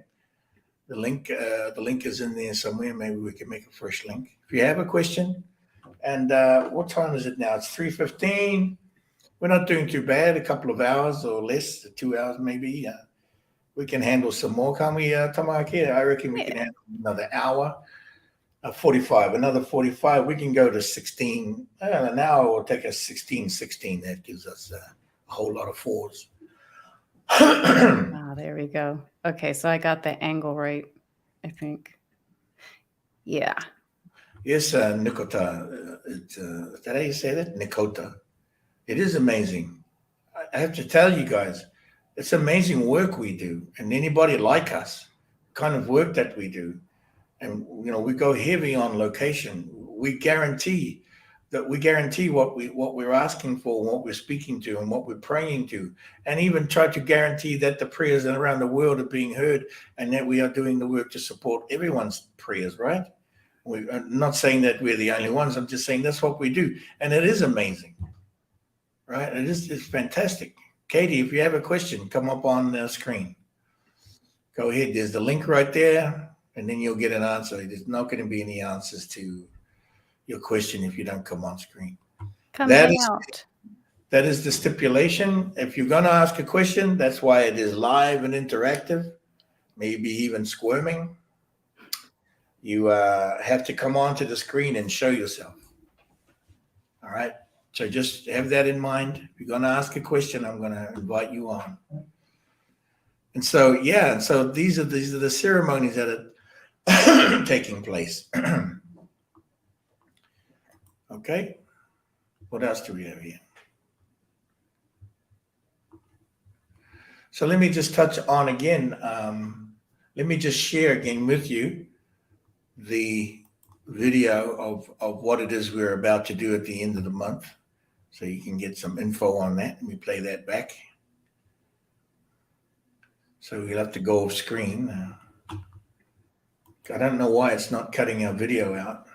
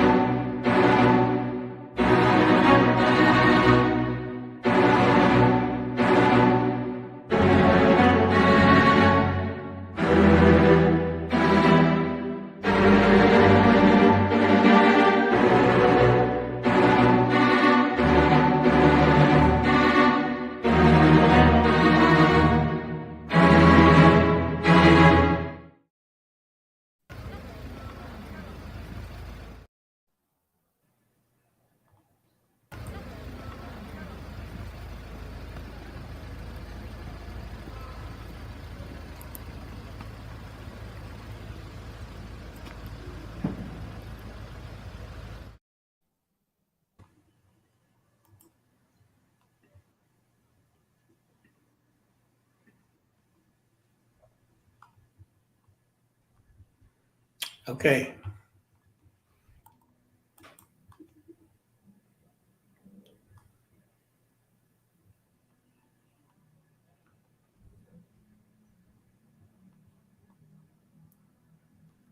Just checking on the comments here. Just there it is. And so, yes, that little video was a little advertisement for what we're about to do in the Pergamum and the undoing of the and the cracking of the religious matrix, the pulling of the nails from the hands and the feet, right, is pulling you down from the threat of being nailed to the cross. When everything is being revealed and shared now, that these things can bring you down from the cross, or if it is still connected to your consciousness, and then it's the consciousness, the nails that have been you've been nailed to the hands and the feet within your consciousness. Okay, and the consciousness, it totally affects your soul balance. Let me just say, someone said soul balance. Yes, Patrick. Won't be coming back to the Netherlands this time around. We're very busy being in other locations, so perhaps you can follow us around. And so the pulling of the nails from the hands and feet is something that I had done a number of years ago. It's very powerful. It does take a person some time to integrate and get through it. There's a lot of light flashing through the system when this happens. It's also like when the seal happens. There's a lot of light flashing through the system when I do the seal. It's a flashing of the light, which is solar flash, which is lightning. Okay, it's lightning, if you want to call it solar flash. And so this kind of work is being received by, we have a group, quite a good group, a large group of individuals coming to meet us at the Mont Saint Michel in France January 8th on the Lion's Gate. Right? January 8th on the Lion's Gate. This is the Lemurian Lion's Gate and the Lemurian calendar, right? The nature calendar, super nature. And so we are doing the pulling of the nails at Mont Saint Michel. We have a large group of people coming to have this done for them, pulling the nails and cracking them, the religious matrix. Okay. We are gathering the tools and we are gathering the pieces from the Pergamon in Turkey. Someone is asking, what is this necklace around my neck? It is a Lemurian crystal with a double-headed dragon. Okay.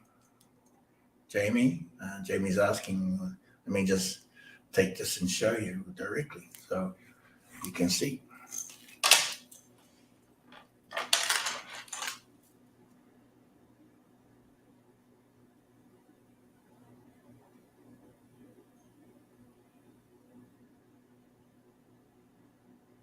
Can you see that?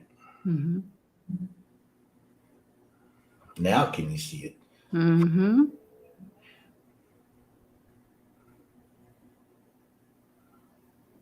It is a very big piece.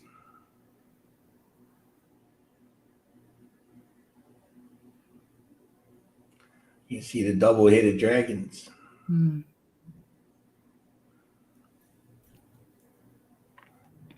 This is a Lemurian crystal, Jamie. It's very raw, and the double-headed dragons is very powerful. Yes, it is mesmerizing, floating flowers. It's exactly what it's meant to be doing, mesmerizing. Okay, any questions anywhere? Any questions?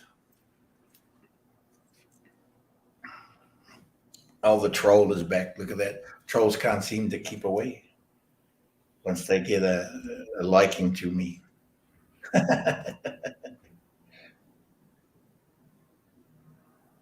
Any more questions, anybody? Someone's coming on? Katie.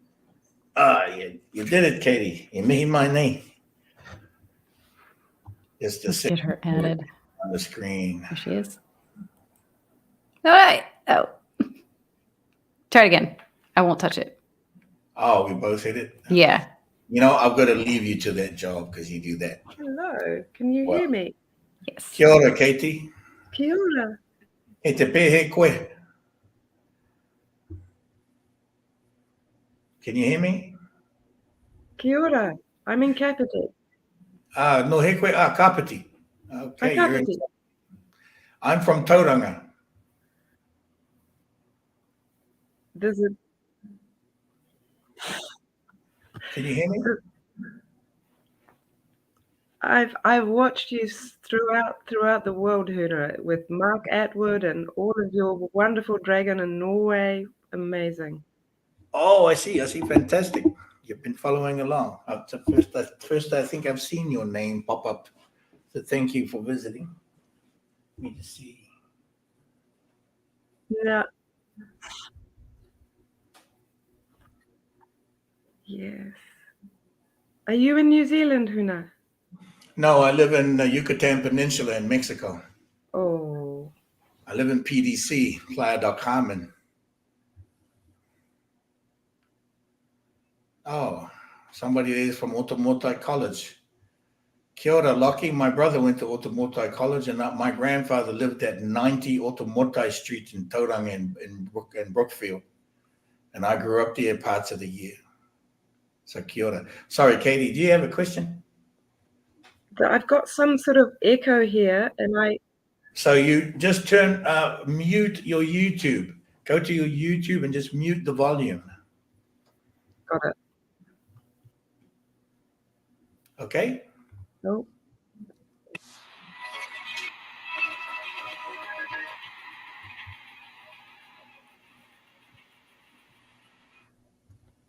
You there? I am. I'm just trying to mute it. Hang on. How's that? It's fine with me. I can hear you and not the YouTube, so that's good.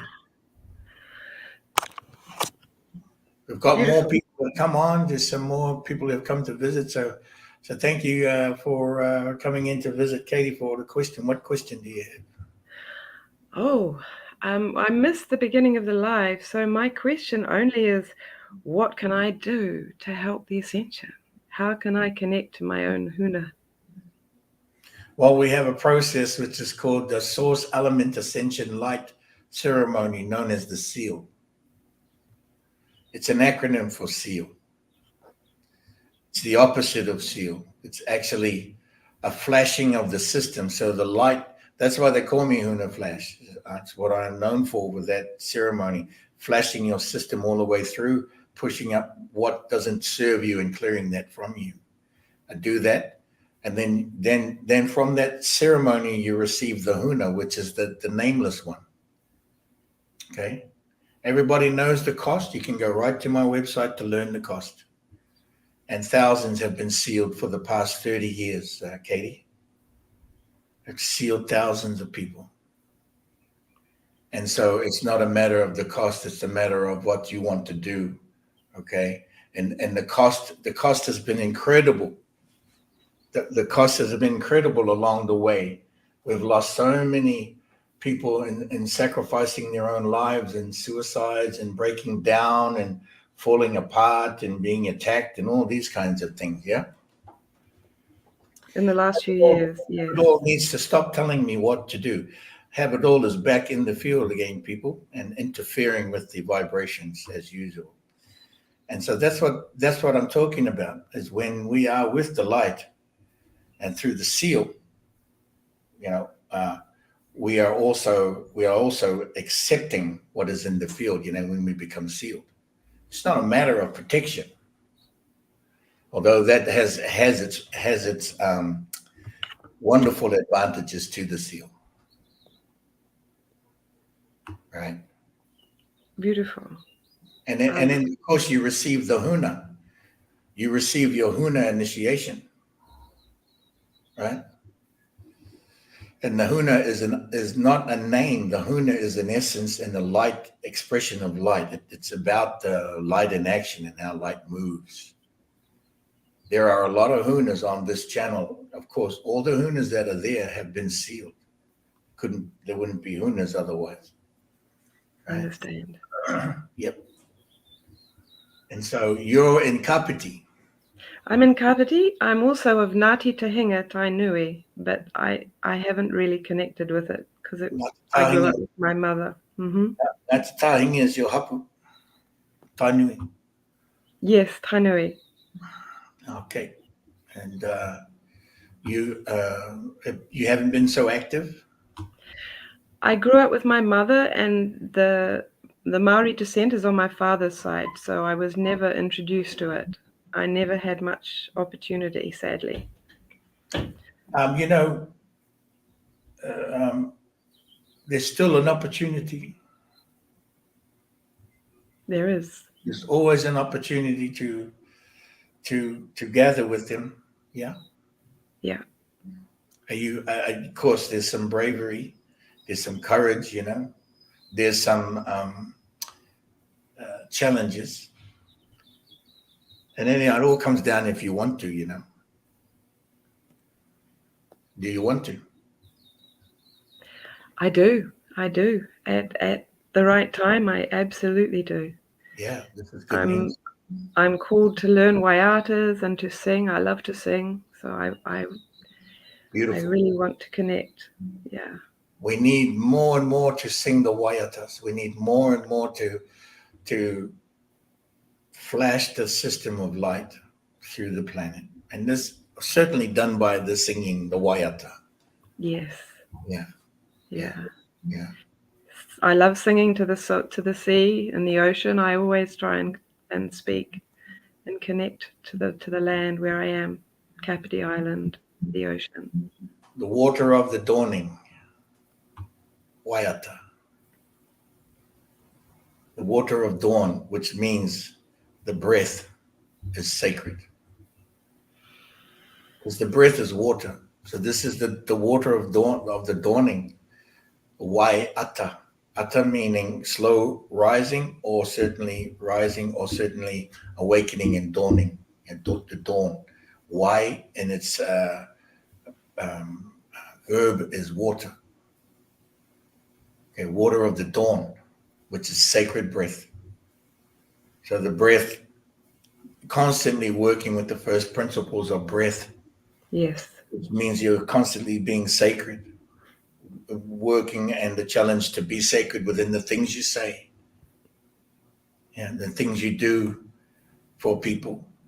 There are those, that do so much for humanity, and there are those that don't like that. And there are those that want to cut you down and just ridicule you and make fun of you, call you a grifter and call you a fraud and all these things. And they have no idea of you, never been with you, sat with you. But you also have to, the challenge is to continue to get out there and put yourself out there and expose and be within the field. And this is what the challenge is for you. It is, do you know that Maori means the children of innocence? Wow, no, I didn't know that. Yeah, it's what it literally means, the children of innocence. To be Maori is to be a child of heaven. Okay? And so everybody here, sweet, sweet dear ones, you're all Maori. Yeah, you're all Maori. It's not a flag, and it doesn't just belong to New Zealand. New Zealand made it's popular, but you don't even know that Maori and Maui and the Mahdi, which are in Damascus and in their Arabic, the Mahdi, which is also means the holy warriors, means to the innocent, the warriors of the innocent light. They are still children of innocent. This is from the Arabic, the Persian. They are Mahdi too. They also have children named Maui. Wow. Maui is not just from New Zealand and from Hawaii. It is part Maori. Maui means the descendant of light. Ma, first light. Ui means descendant, or uri. You know this word in the Maori, uri, which means descendant. Maui is the same thing. It means the descendant of light. So when you are Maori, you are the descendant of the first principles of light, heaven. You are all Maori in here. You are all Maui. You are all Mauri. You are all Mahdi. Even our little troll friend. And he don't believe that either. Or that person, maybe it's a troll. We don't know. We're kicking it around anyway. It's squirming around in here. That's why we call this live and interactive. And there are ones that come in here that are live and squirming and wriggling around in here. But the light is still the same. Mm-hmm. As a being of light, whether you're artificial or not, you still require nature to be created. Nature creates the AI. Without the supernature elements, there is no AI. It is authentic intelligence. Artificial is a word made up by those of a nefarious threats. But when you are a Maori, we're talking to Maori, you're all Maori in here. Authentic. And Maori is not a flag to just New Zealand. Right? I am Maori, born and raised. I was born in Tauranga Hospital. I grew up on the marae, Huria Marae, and I also grew up in Hawke's Bay in Heretaunga. My father is from Mohaka Marae. My mother is from Huria Marae. I am of the Wakataki Timu on both sides of my parents. I have over 30 marae in my lineage. 30. Oh my God. There are 10 marae in Tauranga that my grandfather, former chief of the rangatira of Tauranga Mona. Now my cousin is the rangatira of Tauranga Mona of 10 marae, 10 villages. And on my father's side in Heretaunga and Mohaka, lineage of the 20 marae, 20 villages. In the total from the convergence of my mother and father, I am the lineage of 30 villages in New Zealand. I am of the Navigator bloodline. Tamate Ariki Nui is my ancestor. Ngāti Rangi Nui was his son, the leader of our tribe, from the 9th century. Okay, so and so when we are being of these things, we are breathing life into our iwi. You're breathing life into your canoe. This is what it is to be Māori. To breathe the sacred breath, to speak these things, who I am and where I am from, and as best as I can be tutored. And then also as my adult life, as I'm almost 60, and then I'm moving throughout my life, that I am also remembering by the journeys that we are taking. Yeah. No matter the questions and no matter the challenges by those who would cause us challenges and ask questions and not reveal themselves, that you continue to learn and you continue to get your education. You got to step forward on this one, Katie. Te Ani, is that your whānau, the whānau name? Yes, my great-great-great-grandmother. She was Tiani. Your great-grandmother was Te Ani. Great-great-great-grandmother. Yes. 3 greats. Is this your father's side? On my father's side, yes. Okay, Te Ani. And she was Tainui? She was Tainui. She was the daughter of the chief in around the Raglan area. Ah, Raglan. Yes. Wow. You know, I have journeyed for so long. I have been journeying and doing the work around the world for over 3 decades. And, you know, I've lived in many places to get my education. And so when I hear these names, Raglan, wow, that's West Coast, and I haven't heard that in a long time. But, you know, I have children. You know, I have 4 children. The youngest is 35. I don't mind telling this story. Here's some of my personal stuff. My youngest is 35. My oldest is 45. And I have 13 grandchildren. Right? And my youngest grandchild, so my granddaughter, was born on my birthday, 1964, February the 3rd. Okay. And so I have all of that. And this is my family. These are my children. This is my lineage. This is our ancestorship here. The potentiality of what we do and what we share as Māori lives on. And being tutored by the most profound teachers and most profound elders in Tanimaroa, the land of the long white dragon, where I went to the mystery school at Manuariki. Manuariki, my huna, my elder, my tohunga, my teacher, he was Arakahana the Piripi te Paniariki o Manuariki, the Māori prophet, the most recent Māori prophet, who passed away 2008 at the age of 99. And he was a teacher to many of those around the world, including the Dalai Lama as he was a young boy. I heard you say that. I never knew that. He's tutored many of the Waitaha in New Zealand as well. Mm-hmm. You know.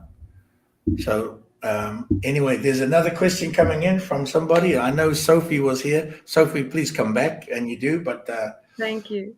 Good to see you, Katie. That's what I can share with you. Don't give up. Get in there. Get in there, mate. Okay, Tamake, you wanna, if you don't mind, are you there? Bring on. There you are. Kamaraho. Hello. Hello. Wawa. Can you hear? Okay. Oops, wait. There we go. Sorry about that. I'm stopping my YouTube. I had a quick question for you, and it's to do with the pulling of the nails. There's been a situation with my family where last year one of my aunties had died, and so she had been gifted, my mother had been gifted a sewing machine from my aunt. And aunt is originally from Louisiana. In September, my brother was cleaning the sewing machine, and he came out rather distressed because a part of the sewing machine was filling with blood.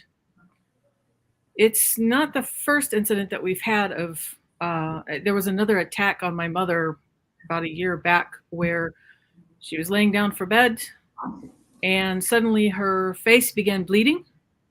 And anyways, they are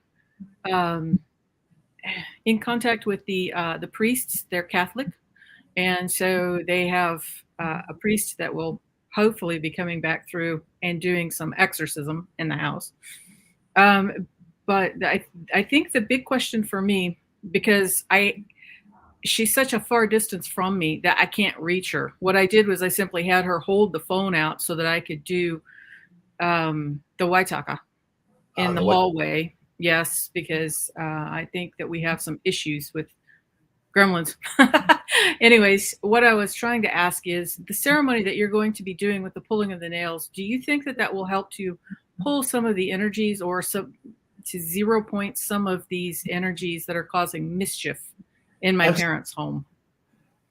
Absolutely. And in one way or another, the energy will make it there. It's going to be more potent in location where I am because I'm working directly with individuals and they have I'm pulling their personal nails.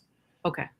But certainly when we are in the Pergamon in Turkey, gathering all of the relics and the information, that we are sending the energy through the field, so to speak. So,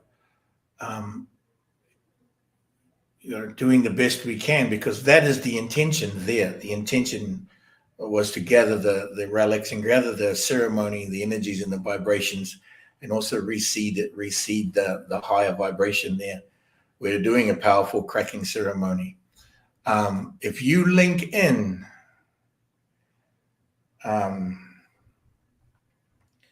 if you do the login, and if you go into the login and you do a water weaving on the same day, we'll be at the Pergamon. Okay. Okay, you'll be connecting in through our sacred breath because you do the login. Yes. And then you get that water and you take it to your mouth, or you're too far away. So somehow you want to guarantee that the words, through the words, that the physical energy arrives. Okay, what I might do then is after I've received the energy from that ceremony, and I'll do the login when you're doing that, I may go ahead and have her hold the phone out and do the ceremony again, like what we did a couple days ago. The energy immediately shifted after I did that. They have a little dog that's incessantly wound up, and as soon as I did that, she slept like a log. Yeah, so I do have, my fractals are always at work, so my fractal is always in the field. I don't really need to teleport to do that because it's in the login. Every time you speak the login, yes, my fractal energy is within the login. But okay, what you want to do is have your mother get a glass of water while she's listening to you at the other end. Have her fingers in the glass of water and put a stone in there. Okay. Okay. While you're doing the same at the other end. Okay. Just to guarantee the connection and shift them. Okay. Pull the energy through it at the highest level that you can for the moment. Just remember, we'll be in ceremony at the Pergamon on the between January 3rd to the evening of the 4th, maybe the morning of the 5th. Good. So if you're doing anything around the evening of the 4th, are you on CET? Where are you? Pacific Standard. Are you PST. Yeah, well, you'll be PST. 9 hours. You'll be 9 hours behind me, but it won't matter. You're just going to have to do it at the same time when we're going in. Okay, that I can do. Yeah. What kind of stone? Well, what kind of stones you have, and ask your mother to put crystal in, either a crystal or. Not a problem. We're huge rock lovers. Yeah. All right, that's a good question, and if there's anything I can do later on, we're very busy, as you know, we're traveling, and we've got a team. The team is on the road, and we're going to be with 20 people at Mont Saint Michel. Great. And then I'll come home for vacation for my birthday. Okay. Wonderful. Okay, thank you very much. You're welcome. Good work. Is Sophie still in the house? Where is Sophie? Sophie, you still there? I apologize. We didn't get to your question. She waited online. It's wonderful to have you all here. Thank you so much. Sweet, sweet dear ones, sweet dearly beloveds. And it's a wonderful turnout. We only have about 15 minutes remaining on this call. Thank you very much. And we try to get in another question. I know the questions are taking about 10 minutes or more. It depends, I suppose, what the question is. But if you have a question, come on in.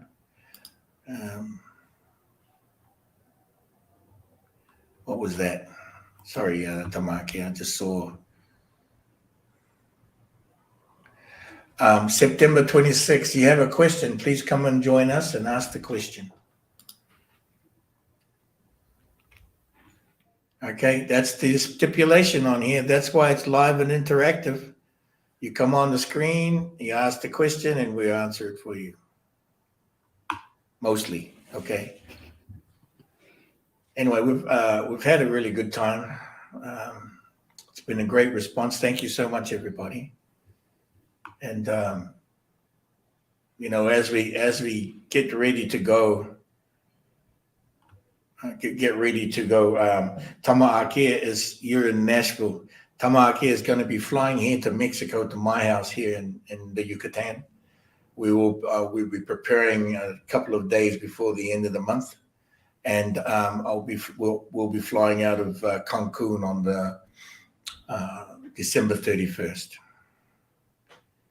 And I'm flying into the UK, stopping in London Gatwick, en route to Hamburg, Germany, where I'll be meeting my love Kahasahi, who lives in Hamburg, Germany. I will be there, and we will be preparing to go together to Turkey. So that's our route. So if anybody has a question, if there is no questions, then I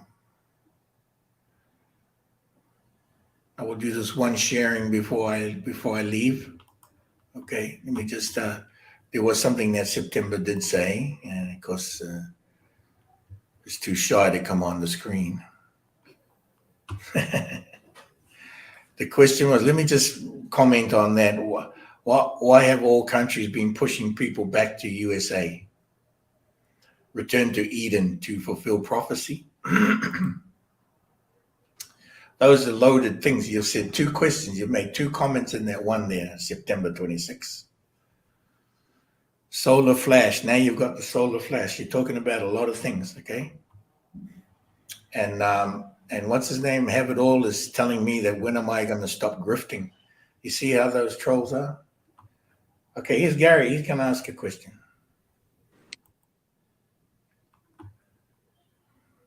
Gary. I didn't try clicking it. Oh, you go ahead, Tamaki. All right. Let me ask you a question about Dr. Emoto's study on water. Sure. He says, his quote is that water's alive. It has thought, it has memory, and it can hear you. And then he says, Sorry, Gary, you're cutting out. Whoops. Go ahead. Sorry, Gary, go ahead. Dr. Emoto's study on water. Yes. He says, water is alive. It has thought, it has memory, and it can hear you. It says, you are 70 to 80% water. Your water knows what you're thinking. Yes. What do you think about water? They say nothing would exist if it wasn't for water. So what do I think about water? That's your question. Yes. Do you know who Emoto's teacher was? No, it was his study. He studied water. He studied the Japanese Merlin. His name was Seimei. Seimei was his teacher. Oh, he was freezing water with after giving it either love or hate, and seeing what it froze into or what it changed into. He learned his studies and his education by the Japanese Merlin, was known as Seimei, who was the master of water in the 15th century. Uh-huh. That's where Emoto learned most of his knowing. Yes, he put it into scientific study. Yes, he froze water. Yes, he worked on cymatics. Yeah, I know about that. You know, you can Google everything Emoto has done, but Emoto's most profound teacher was the master Seimei, who was known as the Japanese Merlin. All right, and it didn't know that. Seimei, no, most don't know this. And Seimei was a master of the Japanese martial arts. Now, Japanese martial arts move water one of their most powerful ceremonies for healing is known. I can't remember the exact name, but it's about healing through the water and placing you in the water. That is a form of the Japanese martial arts. And I work with water, of course, but we are not just 75% water. Do you know that rocks are water? Yeah, nothing. So we are 100% water, not just 75%. Well, you say we use stupid words like cancer, and here our body gives up because it's told it can and you can't. Well, if you understand the English language, you know it's deceptive and doesn't mean what Very it's. teaching a child to read is like putting a child in a spell. Yes, that's what the English language is. Yeah, I don't care for schools at all. So that's why we speak the Lemurian language and the language of the ancients before confusion and before distortion. Yes. That's why we speak Maori. That's why the Lakota language is what it is. That's why the many indigenous languages, because we are speaking water. It's known as Waidua. Waidua. Waidua refers to the eternal memory from the sacred breath. So when you speak, you must speak Waidua. You must speak the extreme sacredness. Extreme sacredness is spoken through the Waidua, which also means spirit. Right, and Waidua itself is also it carries within it memory, love, and energy, action, light. There is light in that water. We are 100% water, not just 75%. Yeah. Do you understand? Like, well, you know. What part of Mexico are you in? I live in PDC. PDC? In the Yucatan Peninsula. I'm in South Florida here. Yeah, I have a lot of Huna students in South Florida. Uh-huh. I've done a lot of work in Florida over the years. Well, let me know next time you come down here. I'd like to see you. I'd like to. Yeah, we'll be working on it, but that would be wonderful, Gary. Thank you for the question and for following along. It's a good question. And it goes back exactly what I'm talking about. The sacred breath is water. And it is exactly what Immortal is talking about is memory within the water. We can also 0 point the water too, Gary. We also do that. We do that as a ceremony that we do as one of our tools to 0 point water.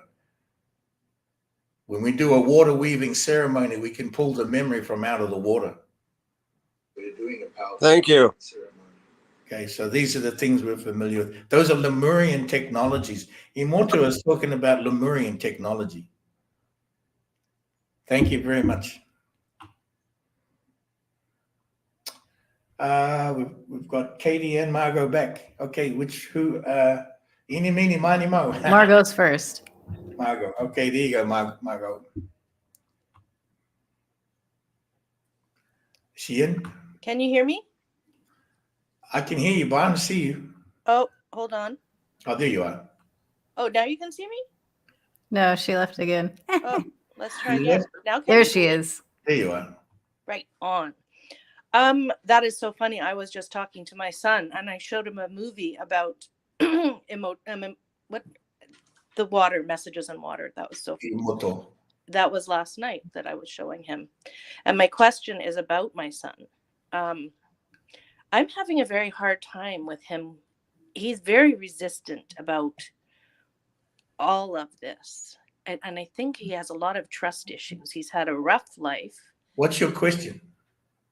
How can I approach him so that he is not so challenged by this? Or should I just not do? What is his age? 28. Oh, he's a young man. He's a man for crying. Yeah, he's a sheep. He's a lamb. He was born under the lamb. I was Kirihi, huh? Okay. He there is October 4th, 94. Okay, so And so is he watching what you're doing and connecting to, or does he? he's connecting, and there's no question that he is a starseed. There's no question, but he has had a lot of pain in his life, and his trust is not for me, but for everything. He's scared, I guess. Yeah, so there's going to need some direct connection somehow. Mm-hmm. You know, if it's very, I won't say intervention. I don't need to say that. There is the sharing of certain things. He might enjoy the haka. He might learn. He would love the haka. He might enjoy learning the powata because I share the powata as well. He might enjoy. There's some things there that he might enjoy, but it will require some direct connection somewhere. Okay, that's one question. The other question, I told you. We've got another person Oh, waiting. you got another person. Okay, can I just you know what? I'm gonna wait because let them go, and I am excited about tomorrow because Make that connection with your son and talk about it. Next week we'll be back again for another call on Huna Flash TV. One last question with Katie. Thanks, Margot. One last question with Katie. If Tamaki, can you bring her on? We've got one last question, and we'll complete. Very quick. We'll because complete. you're going. We'll complete with the question from Tanimaro, the land of the long white dragon. Go ahead, Katie. Yes, I just wondered if you'd heard of Veda Austin. Veda Austin is a New Zealand woman who's taken Emoto's work to the next level, and she's a starseed without any question, and she's begun working with water and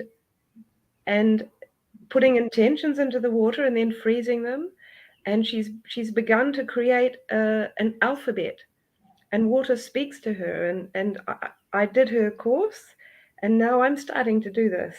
And you begin a relationship with water because it's pure consciousness. It's incredible. And I wondered if you knew about her. I don't know about her, but I do know about water. Yes. I don't know about.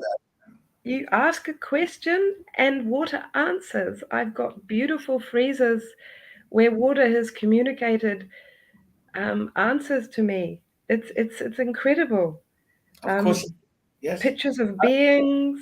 My own power animal has come through, and it's just incredible. Well, absolutely. We are light in the water. We will always talk to each other. Yes, it's amazing. She's building up. She's got 35. She calls them hydroglyphs, and to get one hydroglyph, she has to do 50 freezers to get one message. And so she's building up a beautiful language of images, of the patterns that water creates, the paintings, the images that water creates, for words, everything from love to enlightenment to the tree of life. It's incredible. I have been working with water for almost 40 years, Katie. I do know water. Yeah. And it's good that others are coming along to Lemuria. Once you align into, of course, those are wonderful modalities. And then there is also zero pointing the water, taking the memory out of it. Oh, how do you do that? Wow. Wow, there you go. That's another thing. I told you, I'm sharing with you, I do know water. Yeah, I know. Is it possible to clean up water that is polluted with ceremony? Of course it is. Like the lakes, we've got this big lake, Lake Horowhenua in Levin, which is, they're trying to clean it up. Yes. I was wondering what sort of ceremony would help to clean the pollution from it. The Lemurian ceremonies from the House of Huna. Okay. We have the tools there there for you to learn. Okay. That's why they're put in there so you can learn. We have many that are taking the courses. Mm-hmm. The challenge is for you to come in to do them. The challenge is not mine. The challenge is always those who are ready and willing. And of course, you are taking somebody's courses, then you know all about that. you're already taking courses from this person, and there is more information out here. And we have done a lot of work with water. And of course, I come from a line of, navigators of the water, light navigators through water. My ancestors, my people, yours, all of us do. We have this connection to water. We all do in Lemuria. But you have to remove the matrices off it. You have to remove the draconian codes away from it and out of it. That's how you will, then you further more information will flow through. And these are some of the things we do to help remove the draconian systems out of your birth sign, out of your birth system, if you are been here for a while. And then of course, more modalities to go into mission and do the things that you're talking about. We do water weaving all over the world, Katie. Okay. I've water weaved the Thames. I've water weaved the Mississippi River. I have water weaved the Amazon. I have water weaved so many oceans and so many rivers. We've done a lot of work, but it needs maintaining. So we have a maintenance program that we've set up where the Hunas, when they become Hunas and they are employed to go and do the work. I take the team with me every time we go to do work. And we always make the offering to share those, whether we're working with the Stargates, we work with Stargates, the new Motu grid, which is the new Earth birthing system, which requires the water to be at 0 point. And we are doing, constantly working with all of these pieces. Everyone on this thread, the Hunas that are on this thread, you can ask any one of them the things that they have been doing. Make some friends here. Look at these names on here. When you go to the YouTube channel, check it and have a talk to some of the Hunas here. They do work around the world. We all do with these tools, the tools from the House of Huna, which are Lemurian. I will. Thank you. And so I want to thank you. I thank you, everybody, for being here. Thank you for the challenge, and thank you for the questions. And even we have our young grifting friend back here still calling everything a grift. And that's just how that vibration is with that person. We thank everybody. This has been live and interactive and entertaining. And thank you for the question, Katie. Thank you, everybody else. Thank you. I will close it up here. Ngā mihi. Ka kite anō, e marama pono nei. Ma te wawa nui. Wawa nui, which is the essence of aloha, which comes from Lemuria. Wawa nui. Wawa nui. Mata aloha to you. Mata aloha. Okay, Tamaki, let's just prepare to shut down. Yeah. There was a lot. Okay, so guys, if you enjoyed all that, we'll see you back here on the Huna Flash TV, and perhaps our guest will be able to make it. We'll share with you who's going to be the guest next week. Maybe Nick will be able to make it. He get past this technical issue, or we will have somebody certainly to talk to. All right. Thanks, Have It All, for making fun of our language and making fun of us all in here. That's obviously the things you do. That's the challenging. And thank everybody for sending their love and their well wishings. We send you and everybody here the well wishings, and have a good weekend. And we'll see you again soon, huh? Who's this? Who's that? Somebody named Jenny coming in.